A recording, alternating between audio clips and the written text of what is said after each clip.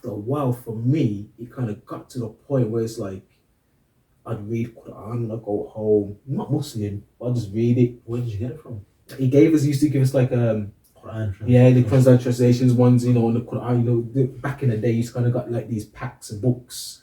So you get like the summarized Bukhari, like the Jamil, the Jamil Zeno, the rural books like that. Like back then, I remember them, those vibes in it. So yeah, subhanAllah, that's amazing, man. Back then, so but what made you read it? What was the reason that led you to? Obviously, I know that you said that he's telling you this stuff as you're standing in the corner, whatever, talking about death. But as you've gone home now, is it fear? No, but it just got to the point. I won't say fear, but there were some things that he was saying that were relevant to me at the time, and due to the what he was saying being relevant to certain things that I was going through at the time, I was like, it made me more inquisitive.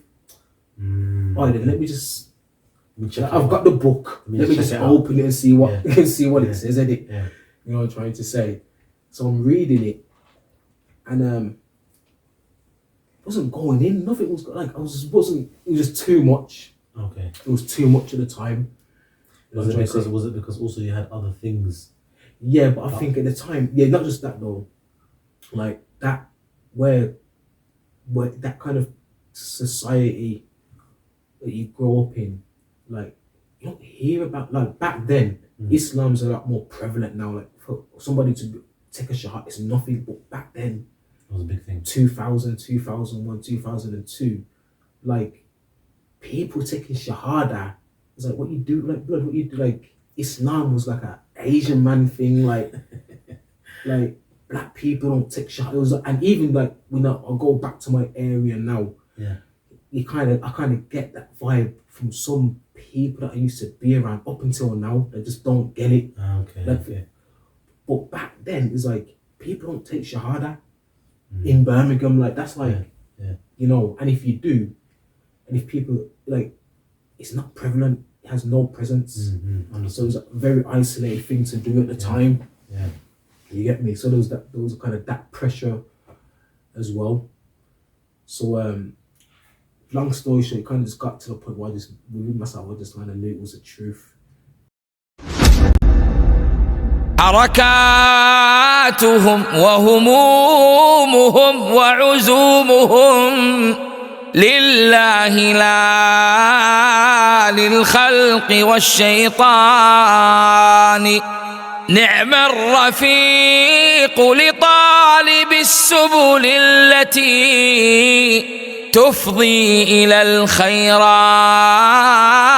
والإحسان تفضي إلى الخيرات والإحسان. بسم الله والحمد لله والصلاة والسلام على رسول الله. اللهم اغفر لنا ولوالدينا وللسامعين ولجميع المسلمين أجمعين. Alhamdulilah Rabbil Alameen. Another episode on MSO discussion. Alhamdulillah, I'm joined with my dear brother today, Usamah Hayles. May Allah Azza wa Jal preserve you, akhi, and reward you for coming out. It's been a long one, akhi, huh? Yeah, wow, man. Huh? Wow. Where do we begin, akhi? I think it's only right. I want to just know who Usamah was as a child, akhi, growing up, your story. Just introduce yourself. Obviously, before we get into Jamia, study and graduating, just let myself. I would like to know, akhi, and who's listening, like who you was as a child, your upbringing, how it was for you, and I want to know as well the journey from and what led you to becoming a Muslim. Boy, I know it's a couple of questions I threw at you. Yeah, definitely. Alhamdulilah, wassalatu wassalamu ala nabiyyina Muhammed wa ala alihi wa sahbihi wa sallam. Going back a bit there, upbringing, I would say my upbringing was, typical kind of inner city, urban upbringing really. Okay. Was that in Birmingham as well? That was in Birmingham for the most part. Grew with both my parents actually up in Morrison's up until adulthood. Okay. We kind of moved from one area to another area to be closer to close to family in Okay. in Birmingham, within Okay. Birmingham, so we moved to a different area. Okay. Raises Chris. Is that? Yeah, Yeah, I mean. yeah. My mum, kind of like my mum, rahimahullah, may have mercy upon her. I mean. She kind of her thing was with me and my brother. Yeah. Because I got a brother who's like about a year younger than me, more or less twins. Okay. So her approach with me and my brother was more like, well, I'm not gonna force you to believe in whatever religion. Okay. But now and again, as we're growing up, we kind of always get those reminders that you're not gonna get away with things like Yeah. you know, as you're growing up, like mum's always gonna tell you about their judgment, and you know you're not gonna get away with certain things and whatever. So much so she used to instill that in the household. Yeah. She used to instill that as a household. My mum, younger heart, may Allah have mercy upon her. So she was a lot more understanding with certain things that I'd gone through as a teenager in Birmingham. Okay. Because my mum had been through, you know, similar events when she was growing up. Yeah. Yeah, my mum, she didn't really grow up in like, you know, like a mum and dad household. You have to understand, my mum was born mid-50s. Yeah. This is mid-50s in a biracial parents, a white mum and a black dad. Yeah. So you have to understand that how unwelcoming that is, how that was for her mother, my mum. And was that here in? That was in the UK, but my mum was originally from Sunderland. Her mother was from Sunderland, so she spent a lot of time, you know, with her father, and that just kind of went how it went really. Yeah. But my mum kind of had that similar. She was more understanding with kind of like that inner city life, if you like, you know, growing up and whatever. So that means you half yeah. English, half Jamaican. Yeah, well, my mum was mixed race, and my dad was full Jamaican. Okay. Mashallah. Fast forward to, you know, early teens, 11, 12s, you know, boy meets world, obviously. Yeah. For the most part, my mum and dad used to work hard, and used to work a lot as well.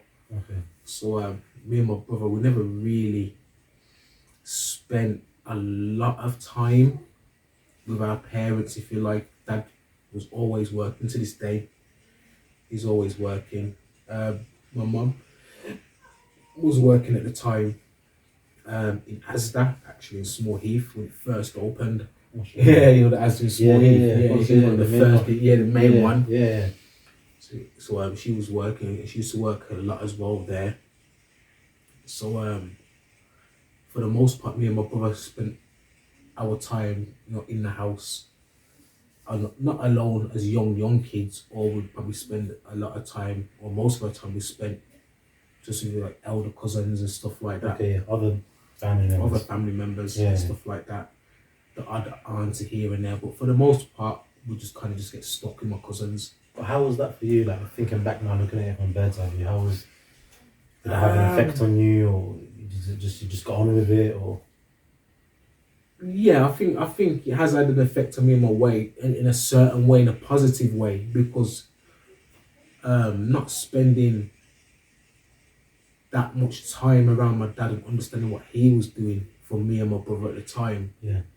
When my dad did speak, he spoke sense. It's You know kind of what I'm like saying? it's Ajib you mention it, because I've heard this more than once. You know what I'm saying? Yeah. But can you just try and, like, I want you to try and make me understand it more for those that, obviously, because, you know, I myself, I wasn't around my father, and you know, he was very young. He died of life when I was 6. But exactly what you said, I mean, I didn't understand it growing up when he had passed away, but when he spoke, it's like my dad spoken. You know, and that's how it was. Yeah. That's how exactly it was. Like my dad, we didn't really have that upbringing where it was laugh, joke, and yeah. I don't really remember, even though you see 1 or 2 photos where you might see him smiling with you, but for the most part, growing up, my dad, I've never seen my dad because he was working, but when he was home, it was more like he didn't talk rubbish. It was sort of like, look, son, this, son, that. What it was always that kind of stuff. Like an advisor, mentor. Beware, them ones there, you understand? Yeah. Life lessons, watch out for this. So that's how we grew up around it for the most part. Yeah. So that has helped me with my own children to this day. You know, just being able to share with them certain things, you know, and just not all the time laughing and joking and making them forget or be heedless of the reality that they live in. Yeah. By the dunya. But yeah, for the most part, we kind of grew up around like our cousins, the elder cousins, and obviously they were doing what they were doing. Yeah. You know, for the most part, they were street crime, that kind of stuff. Okay. So that's kind of what we was introduced to from young, stuff like that. You know. So how did you? One question I want to ask you, sorry to interrupt you, is that obviously, if you look at it now, Habibi, more of the shabab are involved in that, the Muslims at that teenage life, whereas obviously back then it probably was a different setup, and a lot of them choose, because there is a difference, isn't there? Yeah. In terms of, like, you know, being on the streets, there are some people where that's all they have because their parents are not around, but then there's some that choose that life just for the sake of it. Yeah. So how did you manage to kind of pull away? I mean, for me, I didn't really grow up in that kind of environment where I felt like I had to live that life. Okay. You know what I'm trying to say? It was more like, because of the circumstances, understand, that's just what we ended up being around. You know what I'm trying to say? That's what we grew up knowing. Yeah. You know, from outside of being around our parents or whatever they taught us, our day-to-day was just being around that kind of stuff. Yeah. But in terms of how it was back then to what it is now, there's the attitude has definitely changed. But from what I can see, being out looking in, like, you know, back then it was when you're kind of like involved in certain things, you know what I'm trying to say, and the theme is, or the con is, or whatever you want to call it, is I just want to make some money, but get out and not do this. Yeah. And one thing I can genuinely say, back then, like, we recognized it was dirty work. Okay. There was no status in it. It's like, and people that we were around that were doing it and earning good money from it, they don't even want to do it.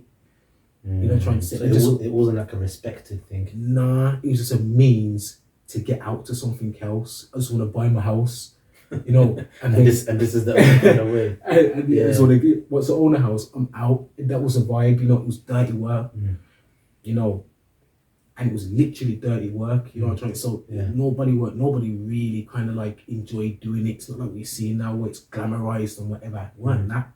Or the glamour, there's nothing glamorous about it. It was dirty work, innit? It was horrible work. So like that, anyway. That was kind of like the you know, the thing up until I took my shahada, really. Before you touch on that, I just wanna, like, you know, if you could just give a quick, like, reminder to the shabab that are in, you know, they're basically more or less engulfed in that life, and they, because actually when you think about it, a lot of people glamorize it or make it look so amazing, make it look so respectful, you know, all of this kind of thing, and it's like they're just lost. Definitely did. I mean, so what would you say to a youth that, you know, that is, you know, living that, knowing that tomorrow it could be a day where he gets into a sticky predicament and his life is gone? Definitely. I mean, for my experience wasn't so much the gang side of things, but just from the whole thing of living that fast life, trying to get that quick buck. My advice would be is to reevaluate where you want to be in your life, like what means more to you. Like, you really do need to sit back on your own and look at where it's actually going, and then question, can I really do this forever, how long it takes? Because that's what it is. You don't know when you're going to stop or how you're going to stop. So you're stuck in this cycle, in this rut, and it's the same thing, getting up every day, and the practical side of it. There's nothing, even the shabab that are doing that, there's nothing glamorous about it. Every day, always looking over your shoulder, always always looking for that police car. It's popping chase here. It's just the same, getting catch, lock up. That it's just. I feel like the way you said it, it's like it's so true, but yet it's so sad because it's like constantly looking over your shoulder. You can't go to certain areas because of the fact that if the person is engulfed in the gang life, always looking out for the feds or whatever, the police. It's like that's a madness. It's paro 24/7 being 24/7, 24/7. You know what I'm trying to say, and just like for me, the violence comes part and parcel with it, and like my kind of circles of violence was more internal. It was more like people in your circle that were going to do you over. Okay. You know what I'm trying to say? Yeah. So that was one aspect, but just like the whole thing, the day to day, getting up, you have to walk and drive with this bag of drugs. You understand? There's nowhere to hide it, and you're all day backwards and forwards. You understand? Certain police officer sees you, he knows you, or they know the car. It's just and like the thing that kept on hitting me was what the times when you did get kind of wrapped up and locked up, you always end up in this mentally in the same place. Like, how the hell did I get here? Wow. All the time, and you start drifting and thinking about what simple people are doing. Yeah, you know what I'm trying to say, and you wishing you was in their position because they've got normal life. Where you just got this cruddy little life, where really for the shabab, they have to really sit back and ask themselves, like, do I really want to? Is this really what it's about? Understand? All day, every day, underrun. There's always something going on. And now it's even worse. Now it's like for the shabab, now it's even worse. Just taking a life is not even a thing anymore. Yeah, it's scary, man. Like that's the risk. So the risks now, what's at stake now is a lot higher. It's not like before where it's just like a punch up or everybody come meet in your state and it's just a fight or whatever. Now it's just like a man just ready to juke you.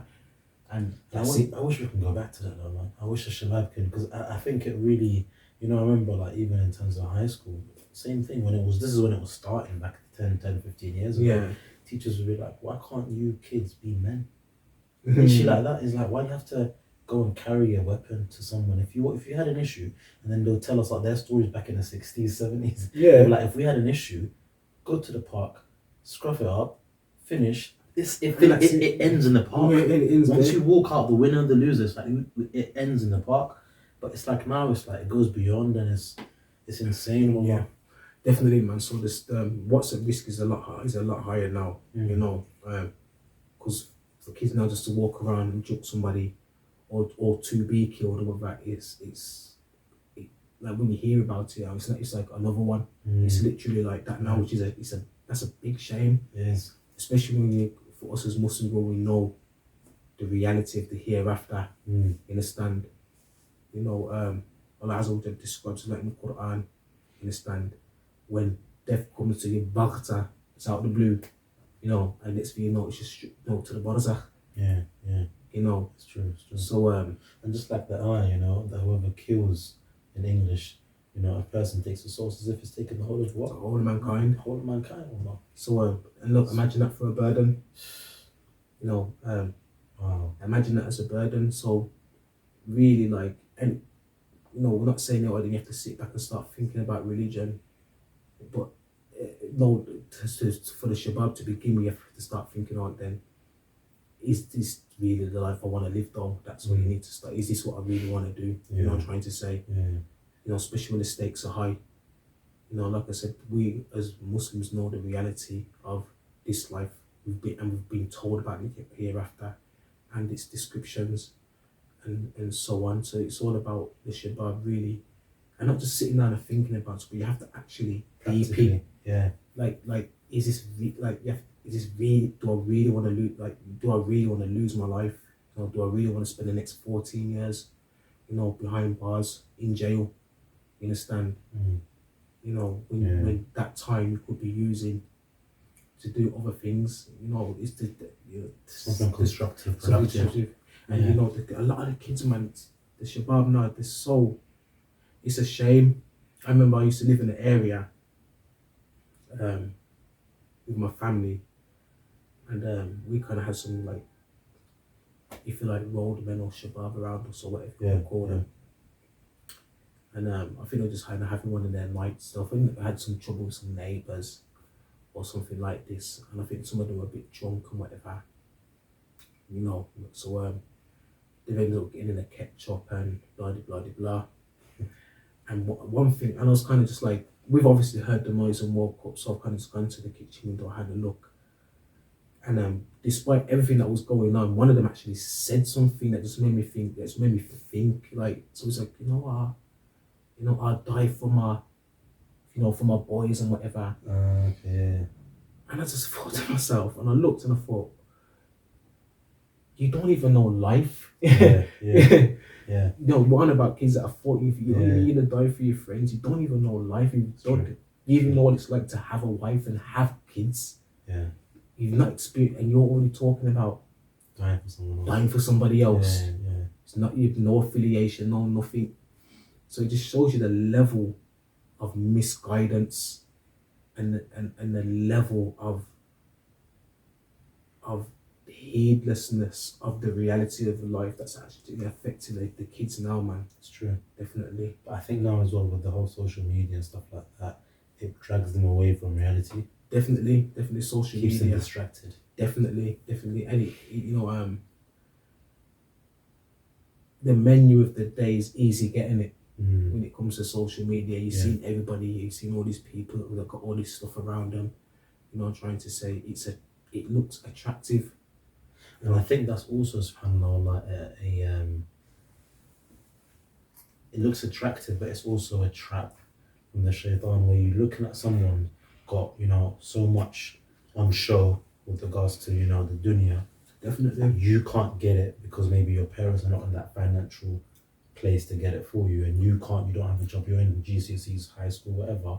You want to get it quickly, so what do? You resort to the fast ways again, that kind of stuff. Definitely.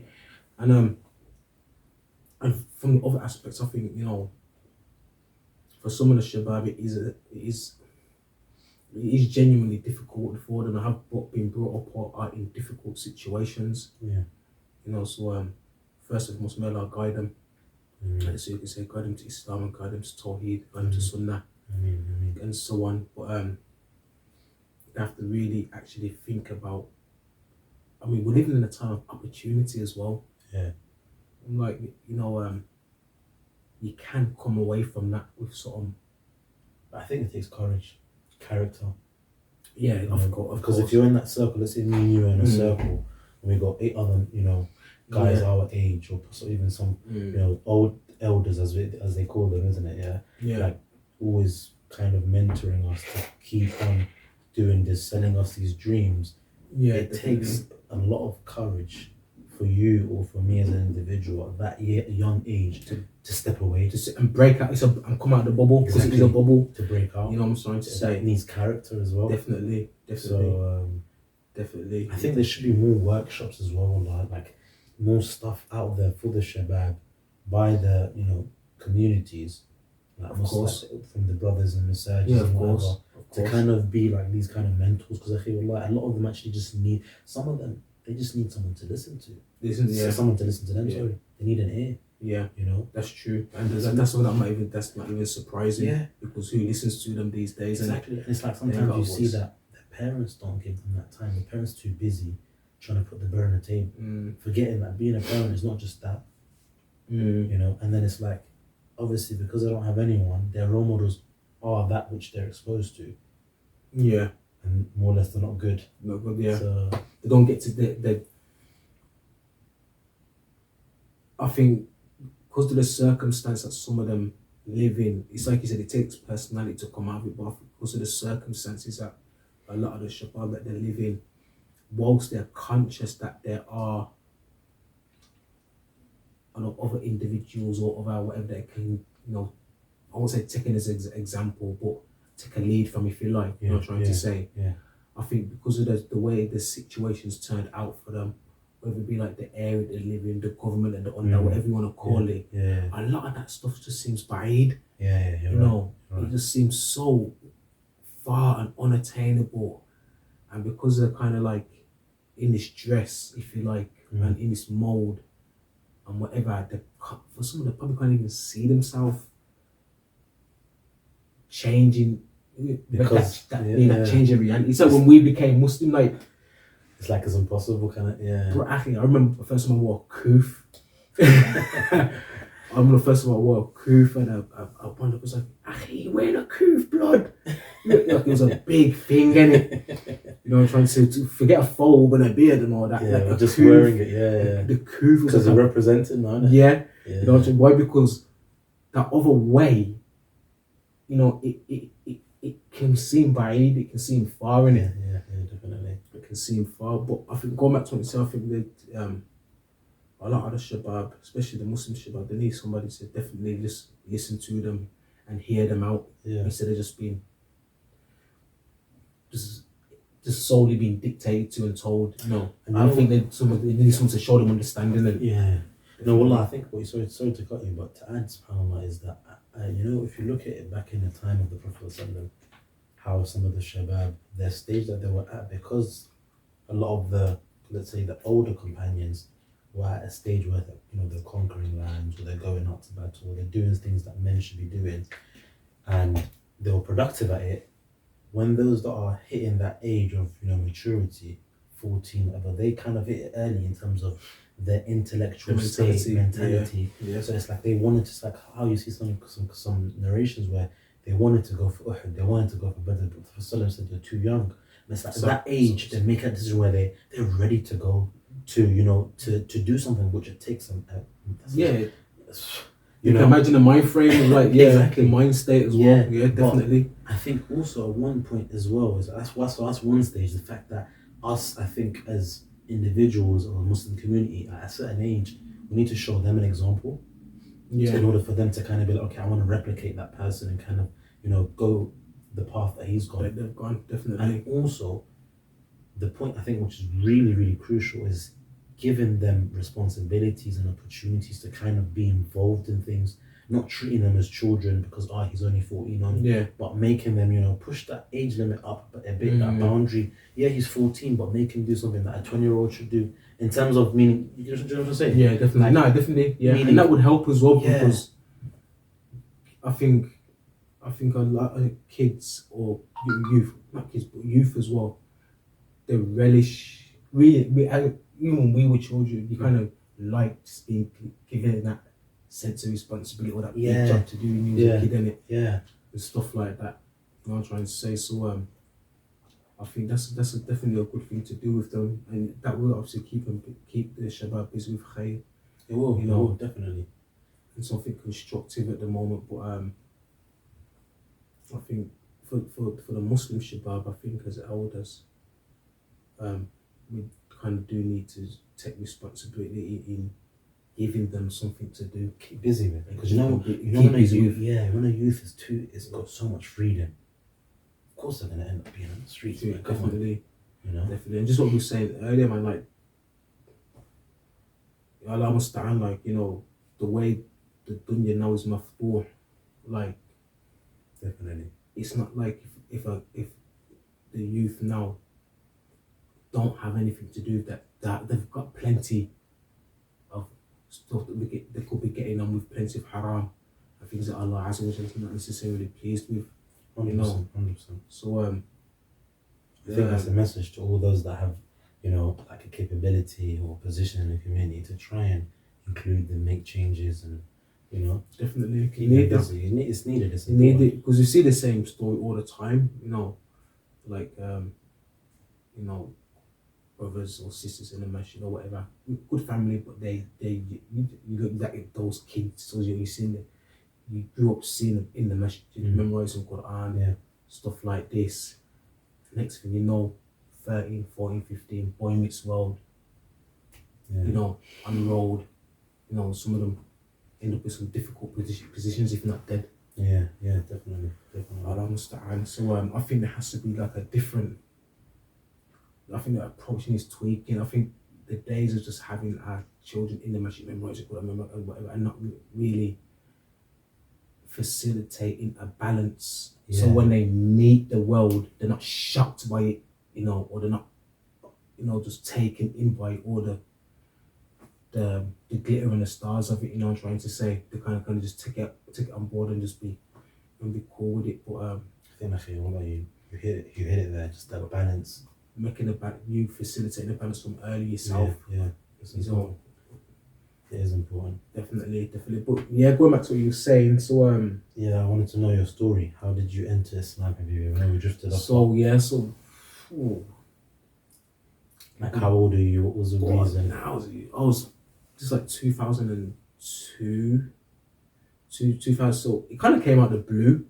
Okay. Because obviously at that time, you're just doing whatever you're doing at that time, and there was a brother. He was among us. He was among us, and for me anyway, he was among us and kind of thing. And for me, we kind of noticed that like he's disappeared, didn't it? Like, so he used to be with you. Yeah, a guy used to be one of our friends used to be with us in and among us. Non-Muslim. Non-Muslim. Okay. No one's Muslim at the time. Okay. But he's kind of just like, where's my man? Yeah, me. Yeah. And because at the time, astaghfirullah, like him being around us at the time was like it benefited him, put it like that, in it. Okay. You know, especially when you with a crew that has certain habits, it benefited him. Yeah. So he's kind of disappeared, like, where's my man gone? Where's he gone? So whatever. Then somebody kind of just disappearing. Well, nothing strange, and you probably always calls, found something else to do or whatever, in it. Like, he's just out there, everybody's doing whatever they're doing. Okay. And then one time now, I've gone to visit somebody I'm at his house, and he brought a mutual friend, so somebody that he was familiar with as well that was there. Okay. So my friend, yeah, and he's got a friend that I'm familiar with. Okay. So we're there talking and whatever. So he's like, have you heard about such and such? Because the guy that I'm on about it kind of disappeared. It was popular. Okay. In the area. Okay. So I'm like, nah, I ain't heard about him still. He's like, yeah, he's got mad. He's got mad blood. I heard he's turned Muslim and Muhammed and all this and this, that and the third and whatever. Turn Muhammad. Yeah, that's how it was. That's how it was back then. It wasn't even like Islam or nothing like Muhammad. that. Nah, it was just turning into one of them Asian man, and that's what it was. And that's what they thought. That was Islam. the attitude, yeah. Yeah. That's how we thought it was. Yeah. You know what I mean? And nothing like that was like at the time when that kind of came up in the conversation, like, what you on about? Like, so we kind of like defend, like, whatever. Yeah. Make a man do what he's doing, innit? Yeah. But he ain't gone mad or whatever. Cool, forgot about it. Yeah. So up until the stage, you still haven't seen him. up until this, they still ain't seen him, but we've just heard one or two things. Yeah. Okay. And anyway, we had from our crew, if you know, get a friend that died in it. Okay. Basically. So as he's died, and everyone's kind of going through the motions. It's emotional time for his family and whatever, and blah blah blah. And that kind of stuff. Yeah. And he started to come around again because he was close to the guy that died as well. Okay. So when he's come around again now, he's come around with this, Islam and, my man, and it was back then. When someone's new to Islam, it's kind of like that hard, I won't call it harsh, but it's like going for your neck. Yeah. Dawah, what I'm trying to say. Hellfire, man through born. Their judgment, that is them ones there. Allah. When all this is going on though, I'm not even penetrating it. I'm just thinking. I'm not even thinking anything about what he's saying. I'm just kind of like. I'm still trying to penetrate that you are talking like this. I'm not even listening to what he's saying. Okay, the whole image of. No, yeah, I'm just like, you've kind of gone from this life to this life and whatever. Long story short, he still used to kind of come around and whatever, and then he was heavily into giving us dawah at the time, I suppose, and it's to kind of come around, give us dawah and whatever. And some people took their shahada from amongst us or whatever and stuff like that. But for me, it was like I kind of just took a step back, like, 'cause I'm still, because he's saying things and he's mentioning concepts and I'm still not grasping what he's saying to me. So he's talking about one God and prophets and it was just too much for you at the time, isn't it? Muhammed and inshallah and I'm like, it's not going in Abdullah at all. I'm just like, what are you on about? You get me? What are you? So was this like regular visits or just like once in a month kind of thing where you? It was more regular interval visits, innit? Where we kind of had a little corner where we were doing that thing, so he would just kind of come around and whatever. Okay, so he would actually come to you guys. He'd actually come to us, you get me, or whatever. Sure. You get me? So whilst you're doing what you're doing, he would just be there. But no, you're going to hear about Islam if it's about. How was that for you though? Like, was it annoying? Was it disruptive? Was it just from one ear to another? At first, I didn't understand what he was saying. Okay. I wasn't grasping it at all. Probably because I wasn't interested in it. I had other things going on. Yeah. At the time, interest and shallow in it. Yeah. Shallow things going on. Yeah. And then after a while, or there was certain things that he mentioned to me like death. You know what's gonna happen to when you die. Da, da, da, da.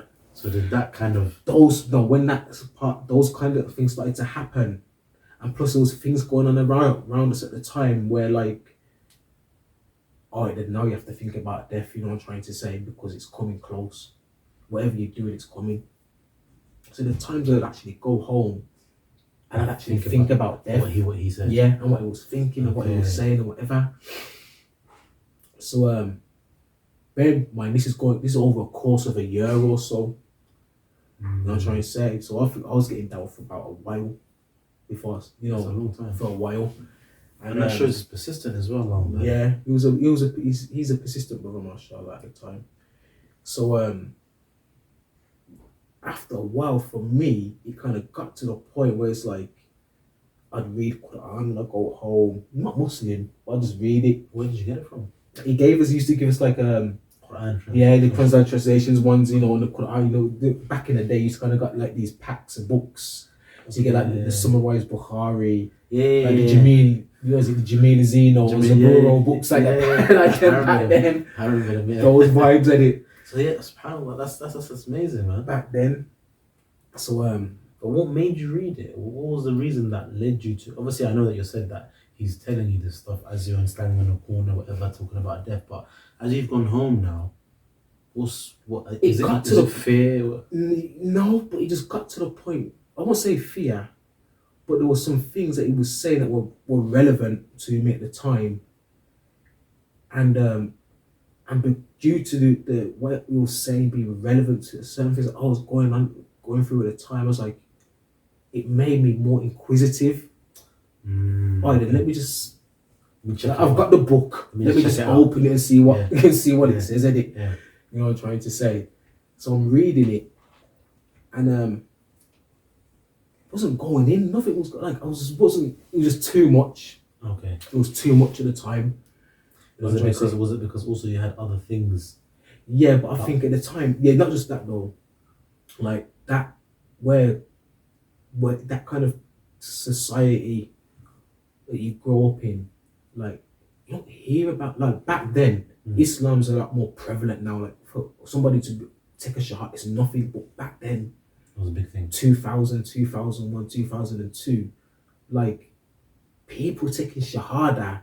It's like what you do, like blood. What you do, like Islam was like a Asian man thing. Like like black people don't take shahada. It was, and even like I'll go back to my area now. Yeah. I kind of get that vibe from some people that I used to be around up until now. They just don't get it. But back then, it's like people don't take shahada in Birmingham. Like that's like, you know, and if you do, and if people like, it's not prevalent. It has no presence. So it was a very isolated thing to do at the time. Yeah. You get me? So there was kind of that pressure as well. So long story short, it kind of just got to the point where I just within myself, I just kind of knew it was the truth. But I was just kind of like just not taking my shahada in it. So and is that through going back more conversation with him as well? More conversation. It got to the point where I used to hide from him. Just like he would kind of come on the area. And it's like, I don't want to see this guy. Yeah, and the thing is, he actually mentioned it to me. He's like, I used to see you and your brother hide from me. We used to see him on the manor and just kind of like see him like, oh, my man. Like my man is coming. Yeah, like that. Not because it was, but at that time, not because I'm tired of hearing what you're saying, it's because I'm tired of hearing about the truth about myself. I don't want to be, like, ignorance is bliss, innit? So they say back then anyway. Yeah. That was the kind of vibe. Like, I don't want to. I'm not more than I know blood. Just allow me. It was like that. But if I can just stop you there, Habibi, and just say like, this is for all those watching. I think it is important, like specifically to the non-Muslims, despite the fact that they're going through what they're going through, at points, at times when the truth comes to you, I think it's important. Just generally speaking, just to accept it. Well, this is what basically happened. Okay. So it just got to the point where certain things were going on around me, and it just got to the point, like, you know what? Just can't fight it. Can't fight the truth anymore. Yeah, can't fight it no more anymore. Can't fight it no more. That's it. So the same brother, he took me to Meshach. I took my shahada. My brother already took his shahada by then. Oh, so he became Muslim before you? My brother became Muslim before me. MashaAllah, okay. What was the reason? Is it just because he also... I think he probably just understood it better than what I did at the time. Okay. Basically. MashaAllah was great. You know that. Yeah, he took his shahada. So I remember I went down there and the brother was like, yeah, you know, your brother's closer to us than he is to you now. And when you hear that kind of stuff, it kind of like... Okay. Yeah, you sure though, like, but obviously you kind of know the connection of Iman, essentially is thicker than blood. Yeah. If you like, and it's deeper than blood. So so I remember I went to the masjid to take my shahada, and there was a jubba. Went there, never clue what I was doing. I just went in there and prayed. Wasn't even Muslim. I just copied everybody. By yourself? Yeah, the brother took me. Okay. Because it's Jummah. Oh, that alone was the first time I seen Jummah as well. So just to see all of them people gathered together, and not just kind of one set of people. You're starting to see black people, multicultural vibes, and a few white brothers here and there, and whatever. So kind of just went in there, took off my socks and all that. You get me? I just like went in there, and at the time, just kind of just seeing this guy. At the time, I interpreted just shouting, giving a khutbah, obviously, but just like I ain't got a clue what he's talking about and whatever. And everybody kind of just stood up and prayed, and I just kind of just copied them.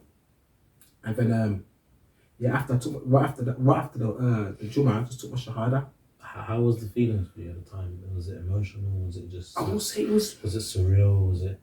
It wasn't... I won't say it was emotional. It was more surreal, or more like... I've got that problem out of the way. Okay. Like the burden... Yeah. The burden's gone out of, you know... Fighting the truth and all that. They're like, I've accepted it now, and it like, so that's how it was at the time. And it was like, all your sins are forgiven and stuff. Not those early days, and it you could stop for a while, you start. You know what I'm saying? But so that was how my shahada came. So that was So it's always good to go back there and think about that, and like just to remind yourself where you come from, relative to where you are now. Yeah, you know, 100%. Because that's always a good way of telling yourself to keep on going. Like you've come this far now, you have to keep on going, innit? Yeah. Like, there's no going back. So it's always good to just kind of just look back and have a little smirk about it. I actually forgot to ask you, how old were you at the time? You said 12, but how old were you then? 2002. How old are you now? I'm 39 now. How long about it? 39. So at that time, if you're 39 now, how old are you roughly then? 20. 14? Nah. 2002, I was about 18, 17, like that. Okay. Like that. So you were more or less an adult? Yeah. More or less Right an then. adult, okay. So, even after that, things kind of just moved. So obviously at that stage now, you're taking shahada now. Parents' reactions, family reactions, friends' reactions, the circle you're in. How was that for you? Friends, like my immediate circle, for the most part, became Muslim. Serious? My immediate circle, yeah. Mashallah. Like the area that we was in kind of eventually just blew up for Islam. Everybody just ended up taking shahada, basically, yeah. It became that popular in that part of Birmingham. But my immediate circle more or less took their shahada anyway. Okay. So there was kind of like, at the time, we were kind of just going through the experience together, if you like, and some were moving faster than others or whatever. Yeah. But we kind of like, oh, then, you know, and then you kind of had like people, acquaintances or people that you affiliated with or associated with, they kind of just found it a bit weird, I guess, and it like, well, just found it a bit weird, and I guess I don't think they could understand or appreciate what it was, really. You know, like I said, when you're coming from that kind of like society or community or background, you know what I'm trying to say, like black cult, if you want to call it that, and it like your cult is like the people who are affiliated with a culture is them people, and it like we never really had like, you know, like we never knew about Asian roadmen or like it was just like, it was like, you know, trying to say, so in embracing something which is predominantly connected to another culture or race was something which is like, what are you doing? Yeah, I understand. Yeah, you know what I'm trying to say, like that's too out of the box kind of thing. So so they kind of find it a bit weird, but I didn't really care myself. I didn't really care. Didn't put you off or anything? Nah, didn't put me off at all, really. Family, my family for the most part were, my dad's side of the family were anti. Okay. In the beginning, anyway. Okay. You know, anti. They like, you know, they just didn't like the idea. Yeah. Of us becoming Muslim in the first place. My dad,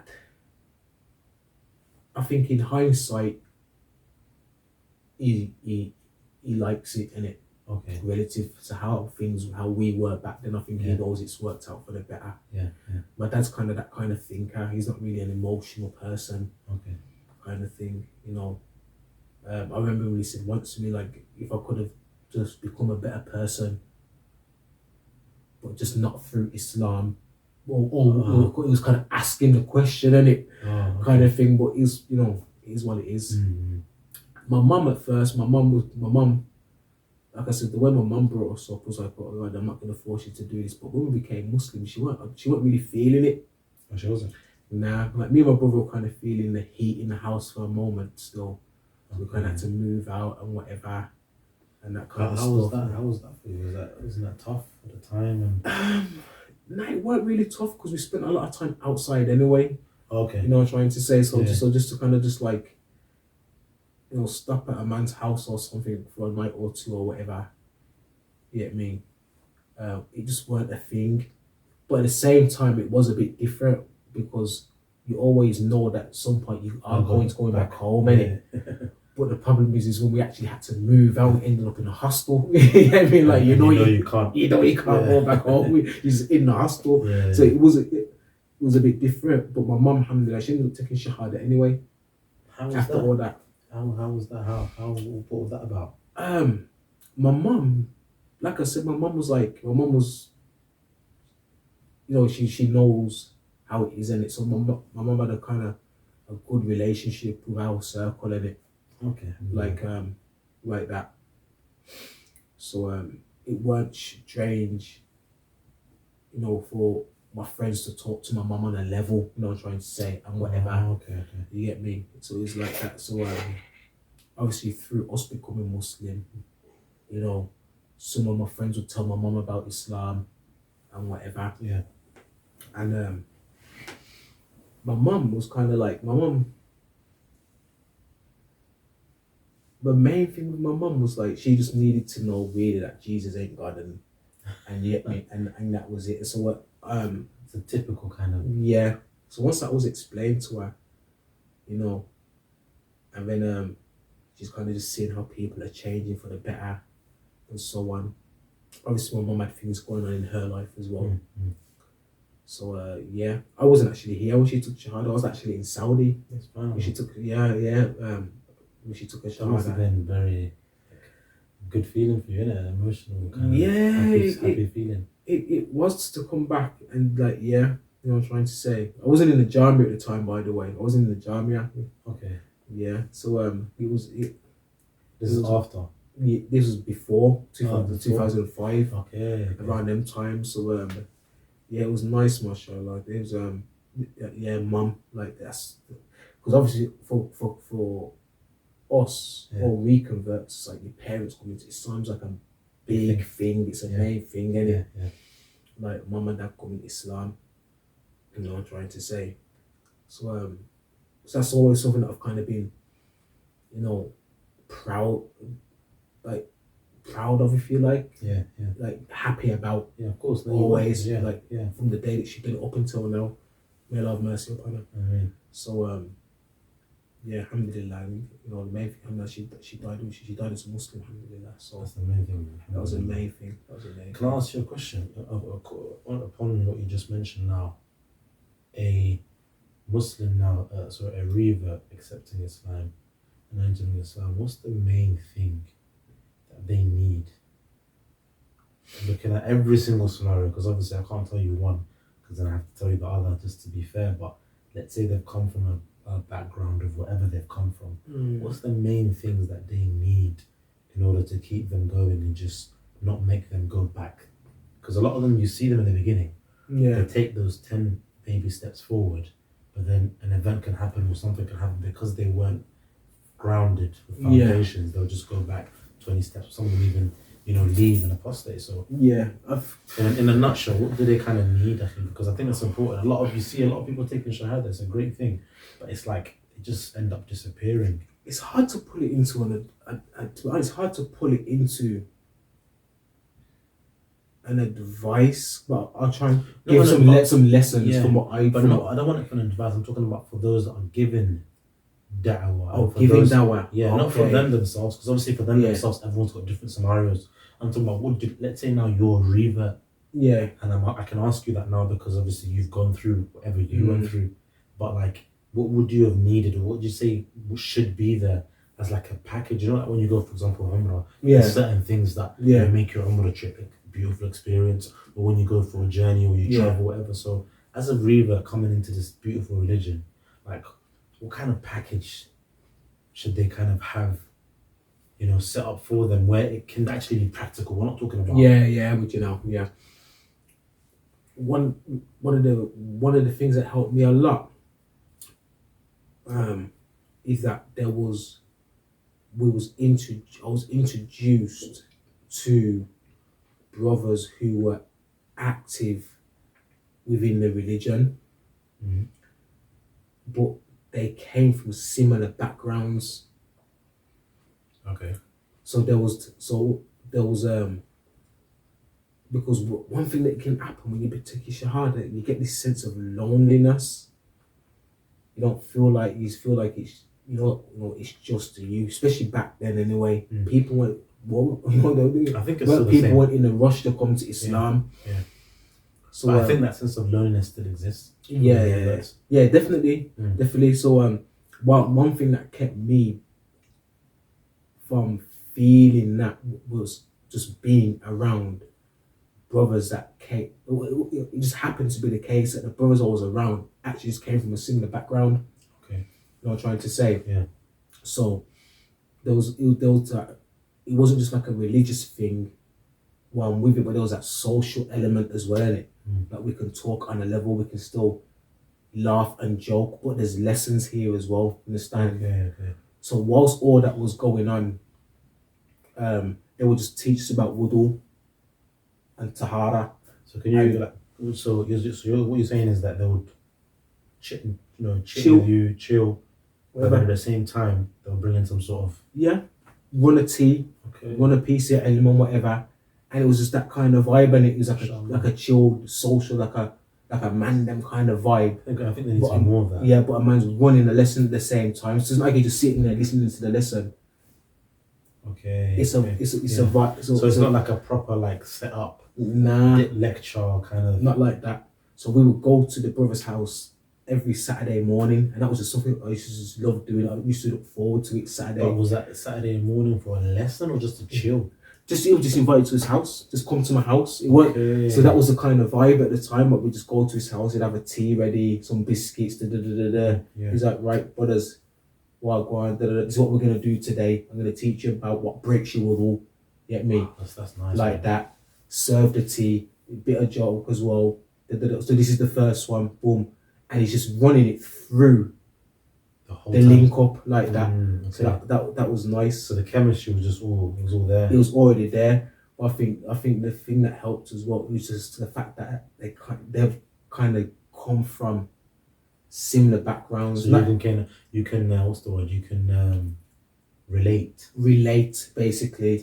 So not like on a colour vibes or nothing like that, or it's just background, social background. Yeah. You understand? Like you know where I'm coming from. You've been through it. You know.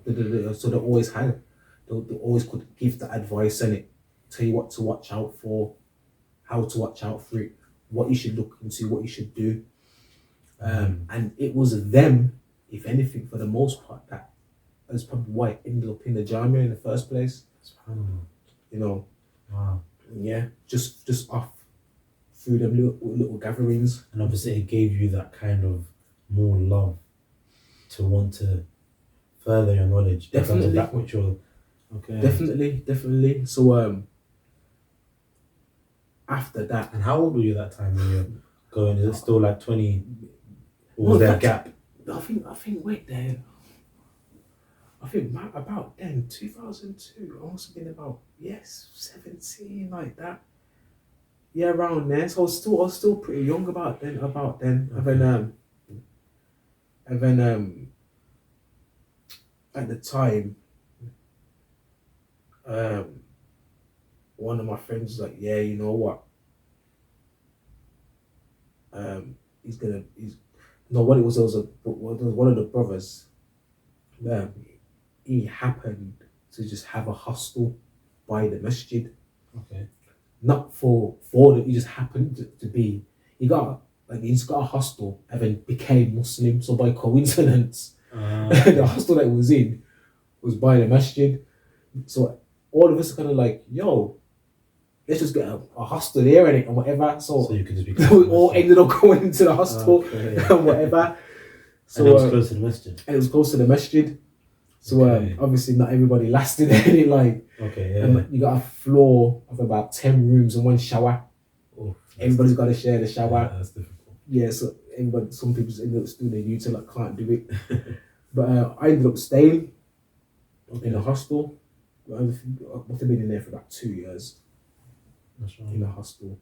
But that was all right because it was literally a 2-minute walk from the masjid. So it was convenient. It was convenient, and because we was kind of still new, which is the second part I'm going to get to as well. Yeah. Which I think helps as part of the package that you're trying to. Yeah. Is just having a brother or brothers that will just come and check for you.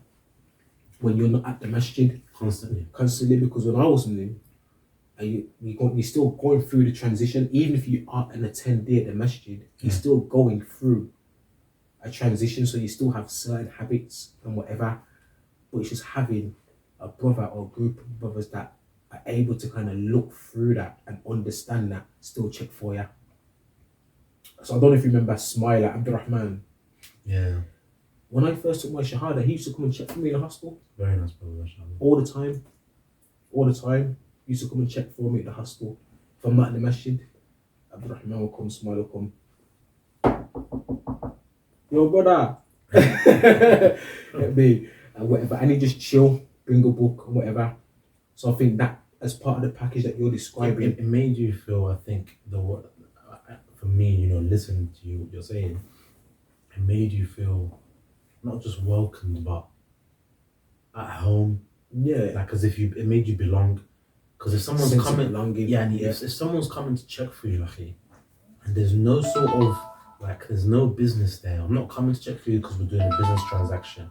I'm not coming to check for you because you're my son, not because you're my brother, not because it's just I'm literally coming to check for you because I've got love for you for the sake of Islam. For the sake of Islam, definitely. And I think that's deep. And it is because when you come from that kind of background, and no one don't really, like your crew don't really love you, and Yeah, like there's 100%. always an agenda in it. There's always something, there's always some sort of skullduggery or something in it. So somebody that just coming to check for you and you ain't got nothing for them, definitely. Actually, that's important. That's important. So definitely, that's really, really important.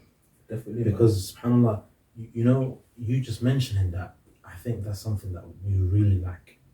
Yeah. Right now, and everyone obviously has got different situations, but I think it's just something that we like because the brothers and sisters become Muslim, but there's not really that much set up, like someone actually physically going out and following up and following up. Yeah, because it's so easy. You can enter Islam, and 100 guys tomorrow can enter Islam, but it's about, okay, that's one stage. Where's the next stage? The next stage of actually, making them past that, because I believe it's like you become Muslim, and then there's that gap of that period time frame of 1 year to 3 years.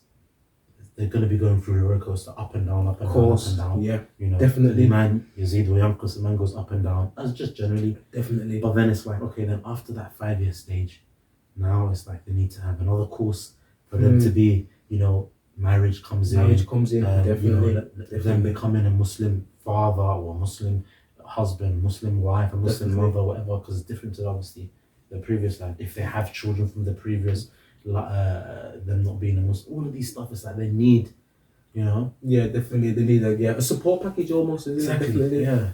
Definitely. But I think what you Allah, Alhamdulilah, Allah made it easy for me, relatively. I don't know, I've heard some people say that they've had to literally navigate themselves through the whole thing. You get me, to get where they are today. I'm trying to say where. And it shouldn't be like that though. It shouldn't be like that.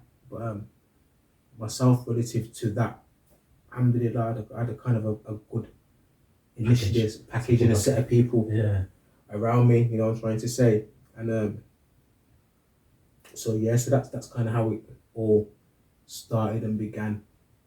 And could you say, because I'm obviously that before I get into the Jamia, could you say that your time as a new Muslim until whenever it was it always just okay, like neutral, gear 1 to gear 2, gear 3, or was it deteriorate, and what was the reason? Nah. At the big, obviously, when you come, you got that initial climb in it. Yeah.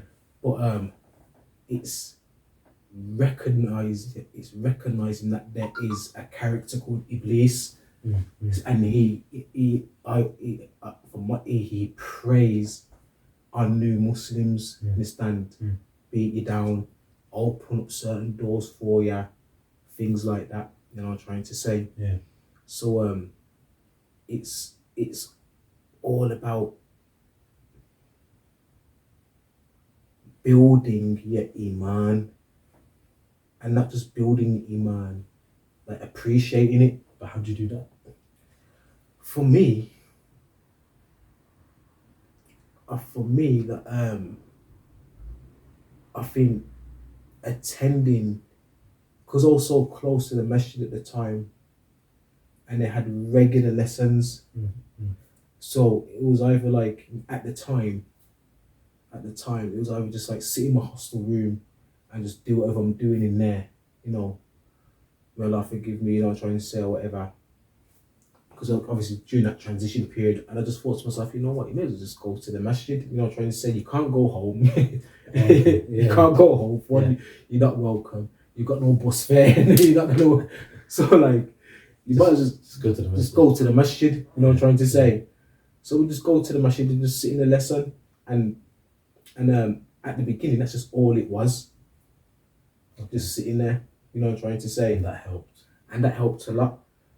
Why? Because there's other people there as well now. So you start like, okay, there's people here that do this as well. I'm not alone, and nobody's making me feel strange or out of place. I mean, it was just simply that, just going to the masjid. The problem is when the masjid lesson stopped. That's when That's when it was a problem, because you're bored again. You've got free time. And you don't want the free time. Yeah. You know, okay, so let me ask you this, Habibi, in terms of like, okay, that was your situation. So that was kind of easy, more or less, in terms of the masjid being there, the facility. Let's say now from there's two ways I want to go with this. The first way is you got a brother that doesn't have a masjid close to him, or his area is the masjid where, you know, let's say there's Sufi, or whatever, you know, there's no masjid that teaches khair or spreads the khair. And the other one is for a sister. A sister's just become Muslim. Yeah. You know, she's gone through the stage of, you know, sisters are there, whatever, taking it. Because I think the beginning is just like a party. I'm gonna call it in a way, like everyone's happy for you to be Allah, the whole. That's now gone. Everyone's gone back home. Everyone's gone back home. They're living their lives now. Now it's like, okay, I have to basically live this. You have to connect. Yeah, it's like you have to literally use the tools that are around you. Okay. To connect with the Muslims. Okay. So you have to basically do that yourself. You have to do that yourself. Okay. You have to go, because and nowadays I won't say it's easy to do, but in terms of the means of doing that, the internet, it's easier than what it was. Yeah, you know what I'm trying to say? Yeah. Because Islam, it has a presence now. Yeah. So, and people coming to Islam or starting to practice it again. It's not Amal, which is a Gharib. Yeah, it's the world's strongest growing religion. Yeah, so it's not, you don't even have to be shy anymore. Understand? Yeah. You know, there's communities, sister groups, whatever. Start by reaching out to others, to the Muslims. Okay. You understand? Yeah. And start taking the Muslims as you can, identifying good companions, which is something in and of itself you've got to learn to do. You know what I'm trying to say? But I think in terms of those things, I think they're just things that you just pick up as you go along. Okay. Yeah. You know, who should I be with? Who shouldn't I be with? Who's good for me? I think they're things that you kind of pick up as you're going along. I don't think those things are just things that you can just. Alhamdulilah, the Prophet says to some advisors about good companions. I think those are things that you have to kind of experience as well. That's true. Yeah, those things you have to experience, so you recognise, you know, the naf'a or the darar of being around certain people as you're going through that transition. But I think for the sister, how you described that, or for the brother, the first step is after all the hype's gone, you understand? They have to have to start by reaching out to the people similar to them, to the Muslims, and that's if we're talking about the person who actually wants to do that. Some people, you know, once the hype's gone, even for them it's gone anyway. Like, you know, Islam just becomes a thing where you're Muslim, you're a Muslim, but there's no action. There was never really any. Okay, yeah. You know. So for the ones that actually want to, who are not kind of phased by it, and that actually appreciate Islam, when they take their shahada, they need to start reaching out for the Muslims. That's true. That's the first part. Reach out for Ahlul Tawheed, the people, reach and start there by reaching out for the Muslims. You understand? You know, and it's don't be scared. The reason why I say don't be scared, because generally, as a Muslim, inshallah, by default, no Muslim wants harm for themselves or for others. And you know, no, inshallah, no Muslim's going to bring a new Muslim into no, kind of dangerous or harmful environments, inshallah, I'm trying to say. So, but they need to start out by reaching for the Muslims and start there. It might not be the best start, but it's a start in the right direction. Yeah, definitely. It's a start in the right direction, especially if you're coming from a place or a situation where it's Islam or the Muslims are gharib for you. That's true. That, like how you just described, but there's nothing else you can do. That's true. Yeah, I think that's the practical way, isn't it? Practical way, yeah. So, Jazakallah khair, wallahi. Hopefully those listening can benefit from that. Especially the reverts. I feel like there needs to be more for the reverts, like in general, just generally speaking, even like lessons. Well, I was thinking about it recently. It's like there's so many lessons out there. A lot of all those that are spreading khair and stuff like that. But it's like when you look at it, I've actually one time searched just generally. You don't find a lot of lessons that are tailored for the actual revert sisters and brothers, like for their level. Because it's like you can't just tell a revert, okay, let's jump on us with Thalatha and Kitab al-Tawheed, Kashf al-Shubat. It's like they're like that level. It's a bit too much for them. Even general people that have been Muslim for a good, their whole lives, it might be difficult for them. Yeah, definitely. I've noticed, like in terms of teaching, like when you're teaching a book, like let's say you're going to teach a child Surah Thalatha, you're not going to sit them down and say, Allah, this, that, you have to kind of, it's a certain way to do it. Definitely. So, and that's for them, obviously, because it's like what they can kind of digest is different and the way they picture it. As long as they get the concept, that's what a child needs to know. Don't commit shirk, worship Allah alone. So now you get to the stage of someone that's a bit older. Let's say they turn Muslim at the age of 70, 50, whatever. Like there has to be something tailored just for them at that age.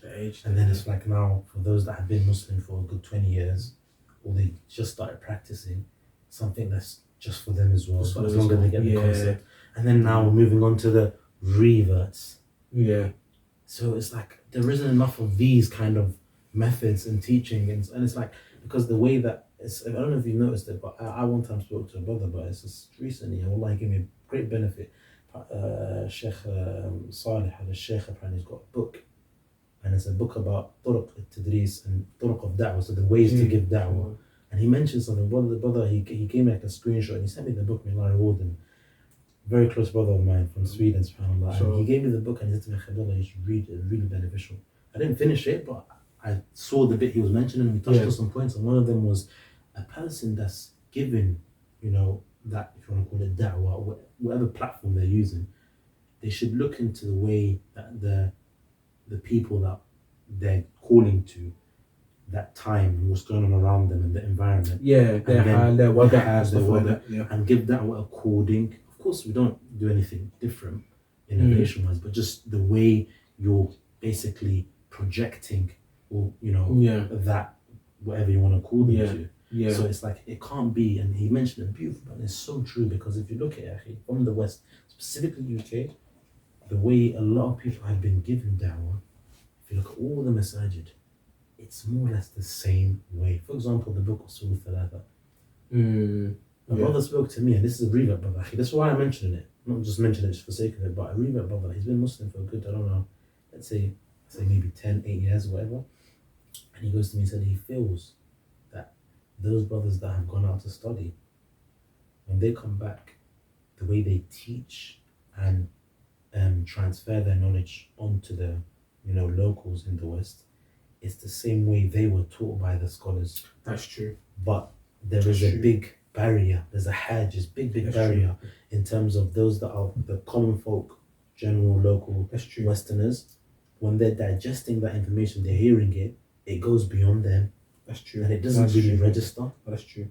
And I even think I found myself kind of falling into that as well. That's why because I'm also true, man. I'm trying to change, and I myself fall into it. But it's like because of the fact that you've been taught that way, you feel that that's the way everyone else, but that's a student level. I think. Yeah, true. And I'll be conscious whilst I'm doing the lesson, and I'll have to literally stop. Yeah, I can't mention this. it's too deep. Because you're looking at this is kind of gone over. Literally. Let me dress it back. You know, trying to say. So no, that is definitely true. Definitely, you kind of just emulate how you're taught. Basically, it's definitely true. Yeah. And this obviously, and the thing is, what's so true is like when you think about it, you've decided to apply to the German. You've decided to go and settle that student line. So therefore, the way you're going to get taught, it's all raghba, meaning it's all like, you want to be there. You want to be there, a student, academic student, and that's all you're living. That's all you set up for the next 6 years of your life. And basically giving out your passport, like, I'm here for the next 6 years. That's true. But now you're. I never thought of it like that. That's true. Do you get it? And it's like you're the person that's sitting in front of you. They don't need to hear so many other things that are within that book that you're using as evidence from that Shaykh, for example. It's like they are going to leave that lesson and they're going to live a normal 9-to-5 job, or go back to their house, and they're living that which surrounds you. But it's like they need to just get the main. It's like they need to get the khulasa, the main points. Yeah. And they just move on. Definitely. Live their life as a good Muslim. Yeah, jazakallah khair for that. Definitely, that's a reminder. Definitely. No, because I feel the reminder for the brothers and may Allah reward them, because I feel like it does really need to change. But why I'm saying it, because I'm talking about the Muslims. They can maybe be patient and carry on, even though we do need to change that kind of way we're teaching. But specifically for the reverts, especially. You're talking to a guy, for example, guys, a man's come from road. Yeah. Well, how are you going to cost me the falafel? Well, it's like he's a freak out. It's not going to happen. he's come from road, just last week, a man was shot in. He's from road. Yeah. Like he's from road. And this is what we forget that, a man's come out of pen, He's literally just stepped foot out of jail. This individual has just stepped out of jail, or he's just stopped, dealing in, drugs and what have you. Or this sister's just stepped out of, Allah understand, doing all of what she's been doing. Definitely. So it's like, and then now, she started to wear hijab or whatever, and now she's going to a lesson and she's heard Tahawiyya, Wasatiyya. It's like, are these individuals or these names that? So it's like, and people, I believe that's what I'm saying. We need to cater more and do stuff that are tailored specifically for that group and that mindset. Definitely. That's definitely the main thing. But these people that are coming to Islam, may Allah increase them. Amen. Whilst we're talking about how to improve the approach and how to teach them and tailor things more for them, because really it's for them as well. It is for them, and bringing them through and stuff like this. You have to be able to have access to these individuals and these people. That's true. And that's either being in the places where their local masajid, you understand, or actually going out to them. But I think, how do you do that though, man? Go out to them, because that is a difficult one, isn't it? Definitely. You have to be in the masajid. Yeah. Okay, let's say they're not in the masajid, going out to them specifically. Let's say you're in the masjid and stuff, where maybe not all of them come there. Maybe they don't feel ready, and some of them, they may not feel ready to go there. I would say if you're in a position where, for example, you're given a lesson, or something like this, where at some stage the attendees are going to have, therefore everybody knows someone. So we should be able to say, well, just want to put a message out there to the attendees and so on. If you know of any shabab or any shababat or whatever, that are struggling, or you want them to bring them through. We need to be more welcoming. We need to have a more open and a more welcoming message. That's true. Basically, bring your family, bring your friends, so on. There's WhatsApp groups, all this kind of stuff. Yeah, we should be taking advantage of it. Taking advantage, that's that which is available for us. And just and be and more open. Why? Because that would kind of cause them to kind of put, because a lot of people, they won't attend because they might feel ashamed, embarrassed, whatever. So we kind of have to genuinely facilitate that. Say, look, no judging, whatever. Come through, learn. We're gonna try and help you out, and be more welcoming and be more welcoming to them, basically. Because there's a lot of people out there, a lot of reconverts, man, that just they have not genuinely don't have a clue where to go or what to do. You know what I'm trying to say? So it's just about using those places and those means of putting a message out there, understand, or even just stepping to some, if you see them on the street, just chat to them. Just chat to them, say, look, there's a lesson going on here, something going on there, come through, this is the time. Bring some more of your friends, whatever, you know what I'm trying to say. Make it that kind of vibe. I think things like events as well, little events for them, that's true. Age relative events as well, you know what I'm trying to say. I think that helps as well. But I think it's one thing doing that, but I think for people like us, where you come back from the Jamia, I think it also takes us to kind of change as well. You know what I'm trying to say, because it's easy to come back from a place after 6, 7, 8, 9, 10 years, and you will be detached. You will be detached. You spent all of those years sat in front of the Shaykh, you know what I'm trying to say, writing from him around a certain crowd. You understand? When you come back here, that's not the crowd you're going to be around. You're around real people now. 9 till 5 isn't aim. I like the word you use, real people. Where obviously they're living a normal day to day. So I think we kind of have to kind of put our barrier down as well. Get the shimag off and 100%. Or let your hair down is what they call it. You get me, or whatever. Just let them know that you're also accessible. You're not like this whole, because I think a lot of people believe that you're just the Shaykh or the teacher, and that's it, and like you're not accessible. They can't chat to you about personal stuff. Exactly. So I think we have to kind of like let our guard down as well, innit, as well. I won't say let our guard down, but just be more. No, but I know what you mean. You know what I'm saying? 100%. Just be more open to that, and like kind of because it's easy to be robotic. Very. And it's not a bad thing, but that's because the environment you've been around for so long. But having said that though, the Prophet ﷺ, how was he?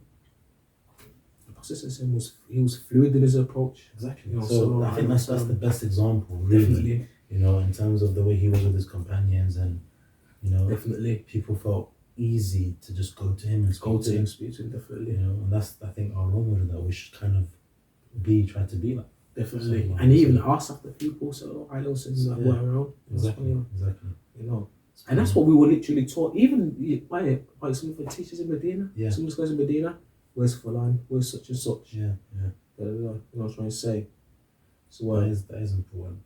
The next topic I want to talk about, Habibi, is I'm going to kind of fast forward and then we can go back.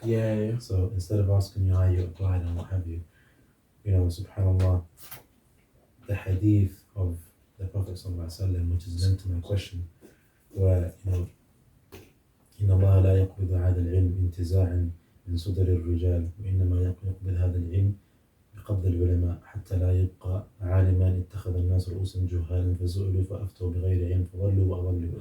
The Hadith of Prophet ﷺ mentions that Allah Azza wa Jalla doesn't take this knowledge that's there in terms of just by taking the hearts of the people, but rather it's by what?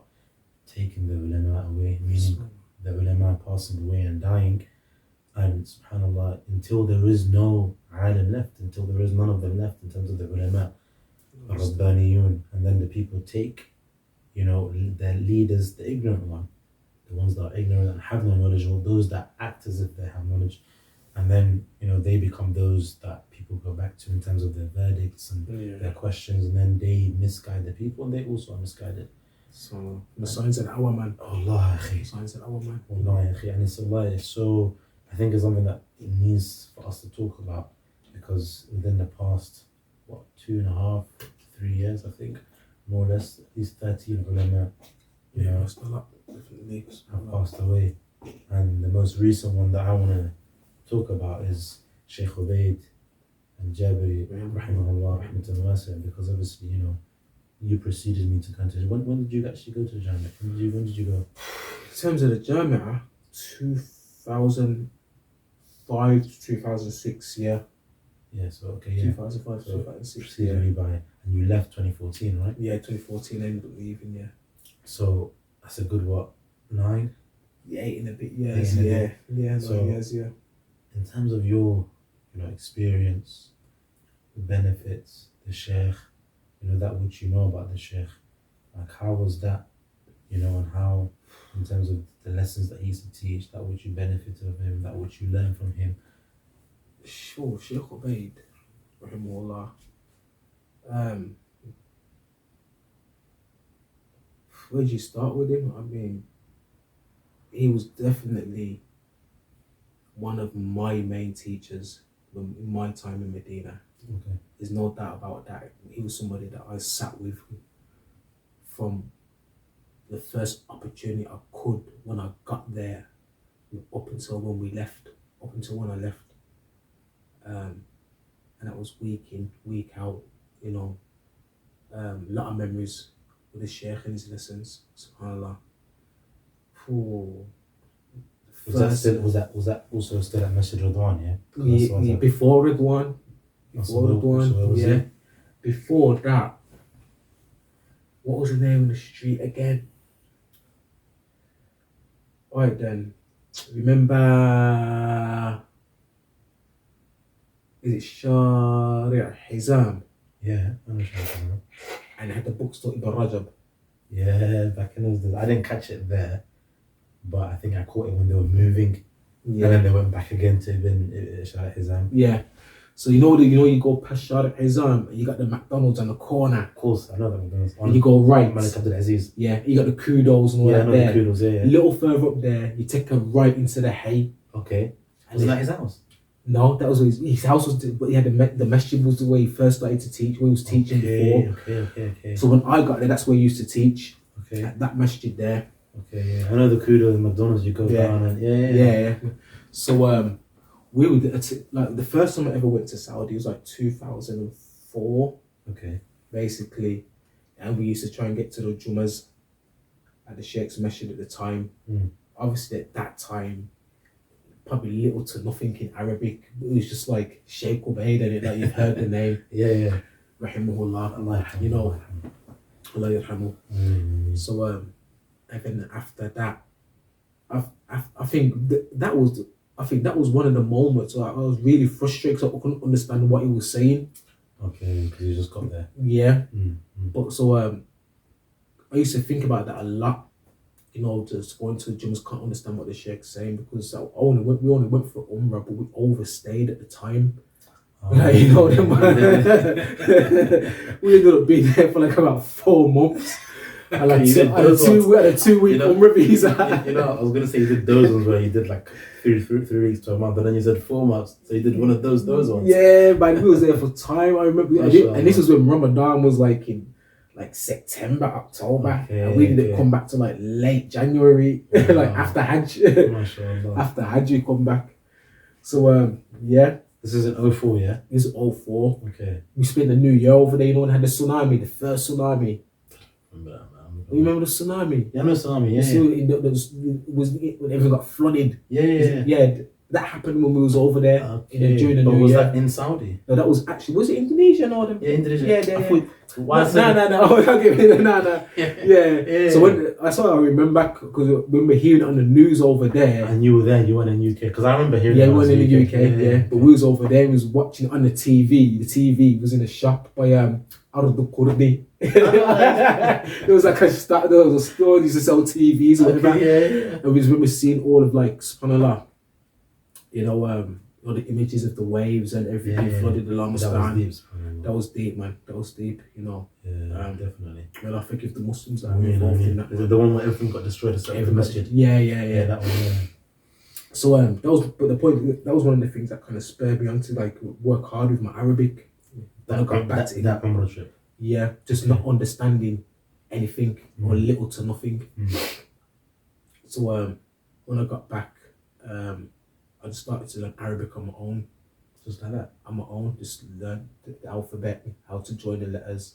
There was a brother called Yusuf, a white brother called Yusuf at the time, and he kind of gave a friend a book, and he done that. And he said, "Did you just do it on your own?" And I just done it on my own. So he says, "Just sit, just write the letters, ruq'ah, how to write scripts, taught myself." Mashallah. Just done it, yeah. So by the time I got to the Jamia, I could at least write fluently. By the time I got there, Okay.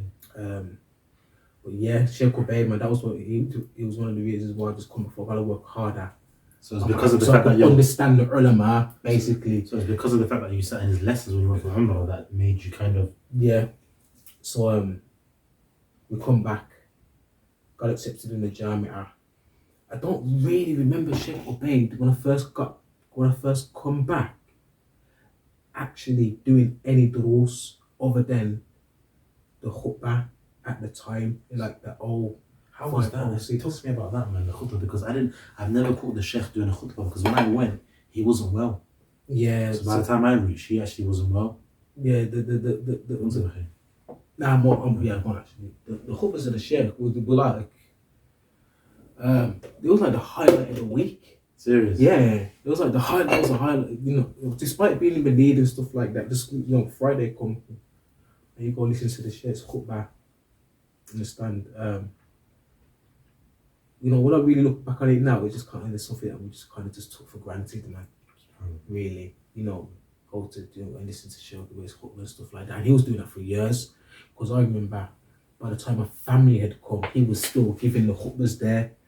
Understand? So on about 2005 to 2006, on about up to about 2008, like that 2009, so for years, almost week in, week out, giving the khutbahs. The Shaykh was khutbah to the Jum'ah, and I'd walk from my house all the way to his masjid, basically. For your family? Yeah. By then. Not only that, he would teach after the khutbah, after Jummah. Mm-hmm. He'd do the question and answers. So the first memory I ever have of ever studying anything with him was, I think by then, I was like Mustawa Thani for Arabic. I could understand Arabic by then anyway. Right. Yeah. And he was doing a Sunnah lil Marwazi. MashaAllah. MashaAllah. That was beautiful. MashaAllah. That was beautiful. I don't have the book with me, but I could just see my notes. Yeah. I could see the notes that I wrote. Yeah. So he didn't finish it though, but he stopped it on purpose, from what I remember. And he changed to Al-Aqidah al-Wasatiyah. Okay. And that I've got here. MashaAllah. The book that I wrote him from, that I've got here. And he completed that. So yeah. So Al-Aqidah al-Wasatiyah is probably like the first book I've done from beginning to end with him. And he'd do that after Jummah on the Fridays. So But talk to me about the khutbah, like how was he in terms of, when he used to do khutbah and stuff like that? Was this when he's walking fully, fit and everything? Yeah. This is when he was walking. Yeah, this is when he was walking. Obviously, he'd still have the brothers helping him, but he wasn't like, he could walk. Okay. So Alhamdulilah. So relative to how he was before he died, he was fine. MashaAllah. He was fine, man. The Shaykh was sharp. How was his? Khutbahs were clear. Yeah. And that's how Shaykh Ubayd's always been. I think Rahimahullah, when he talks. I'm not on about in terms of his voice, but the message or the lesson that he's trying to give is clear. Okay. I'm trying to say, like, Yeah.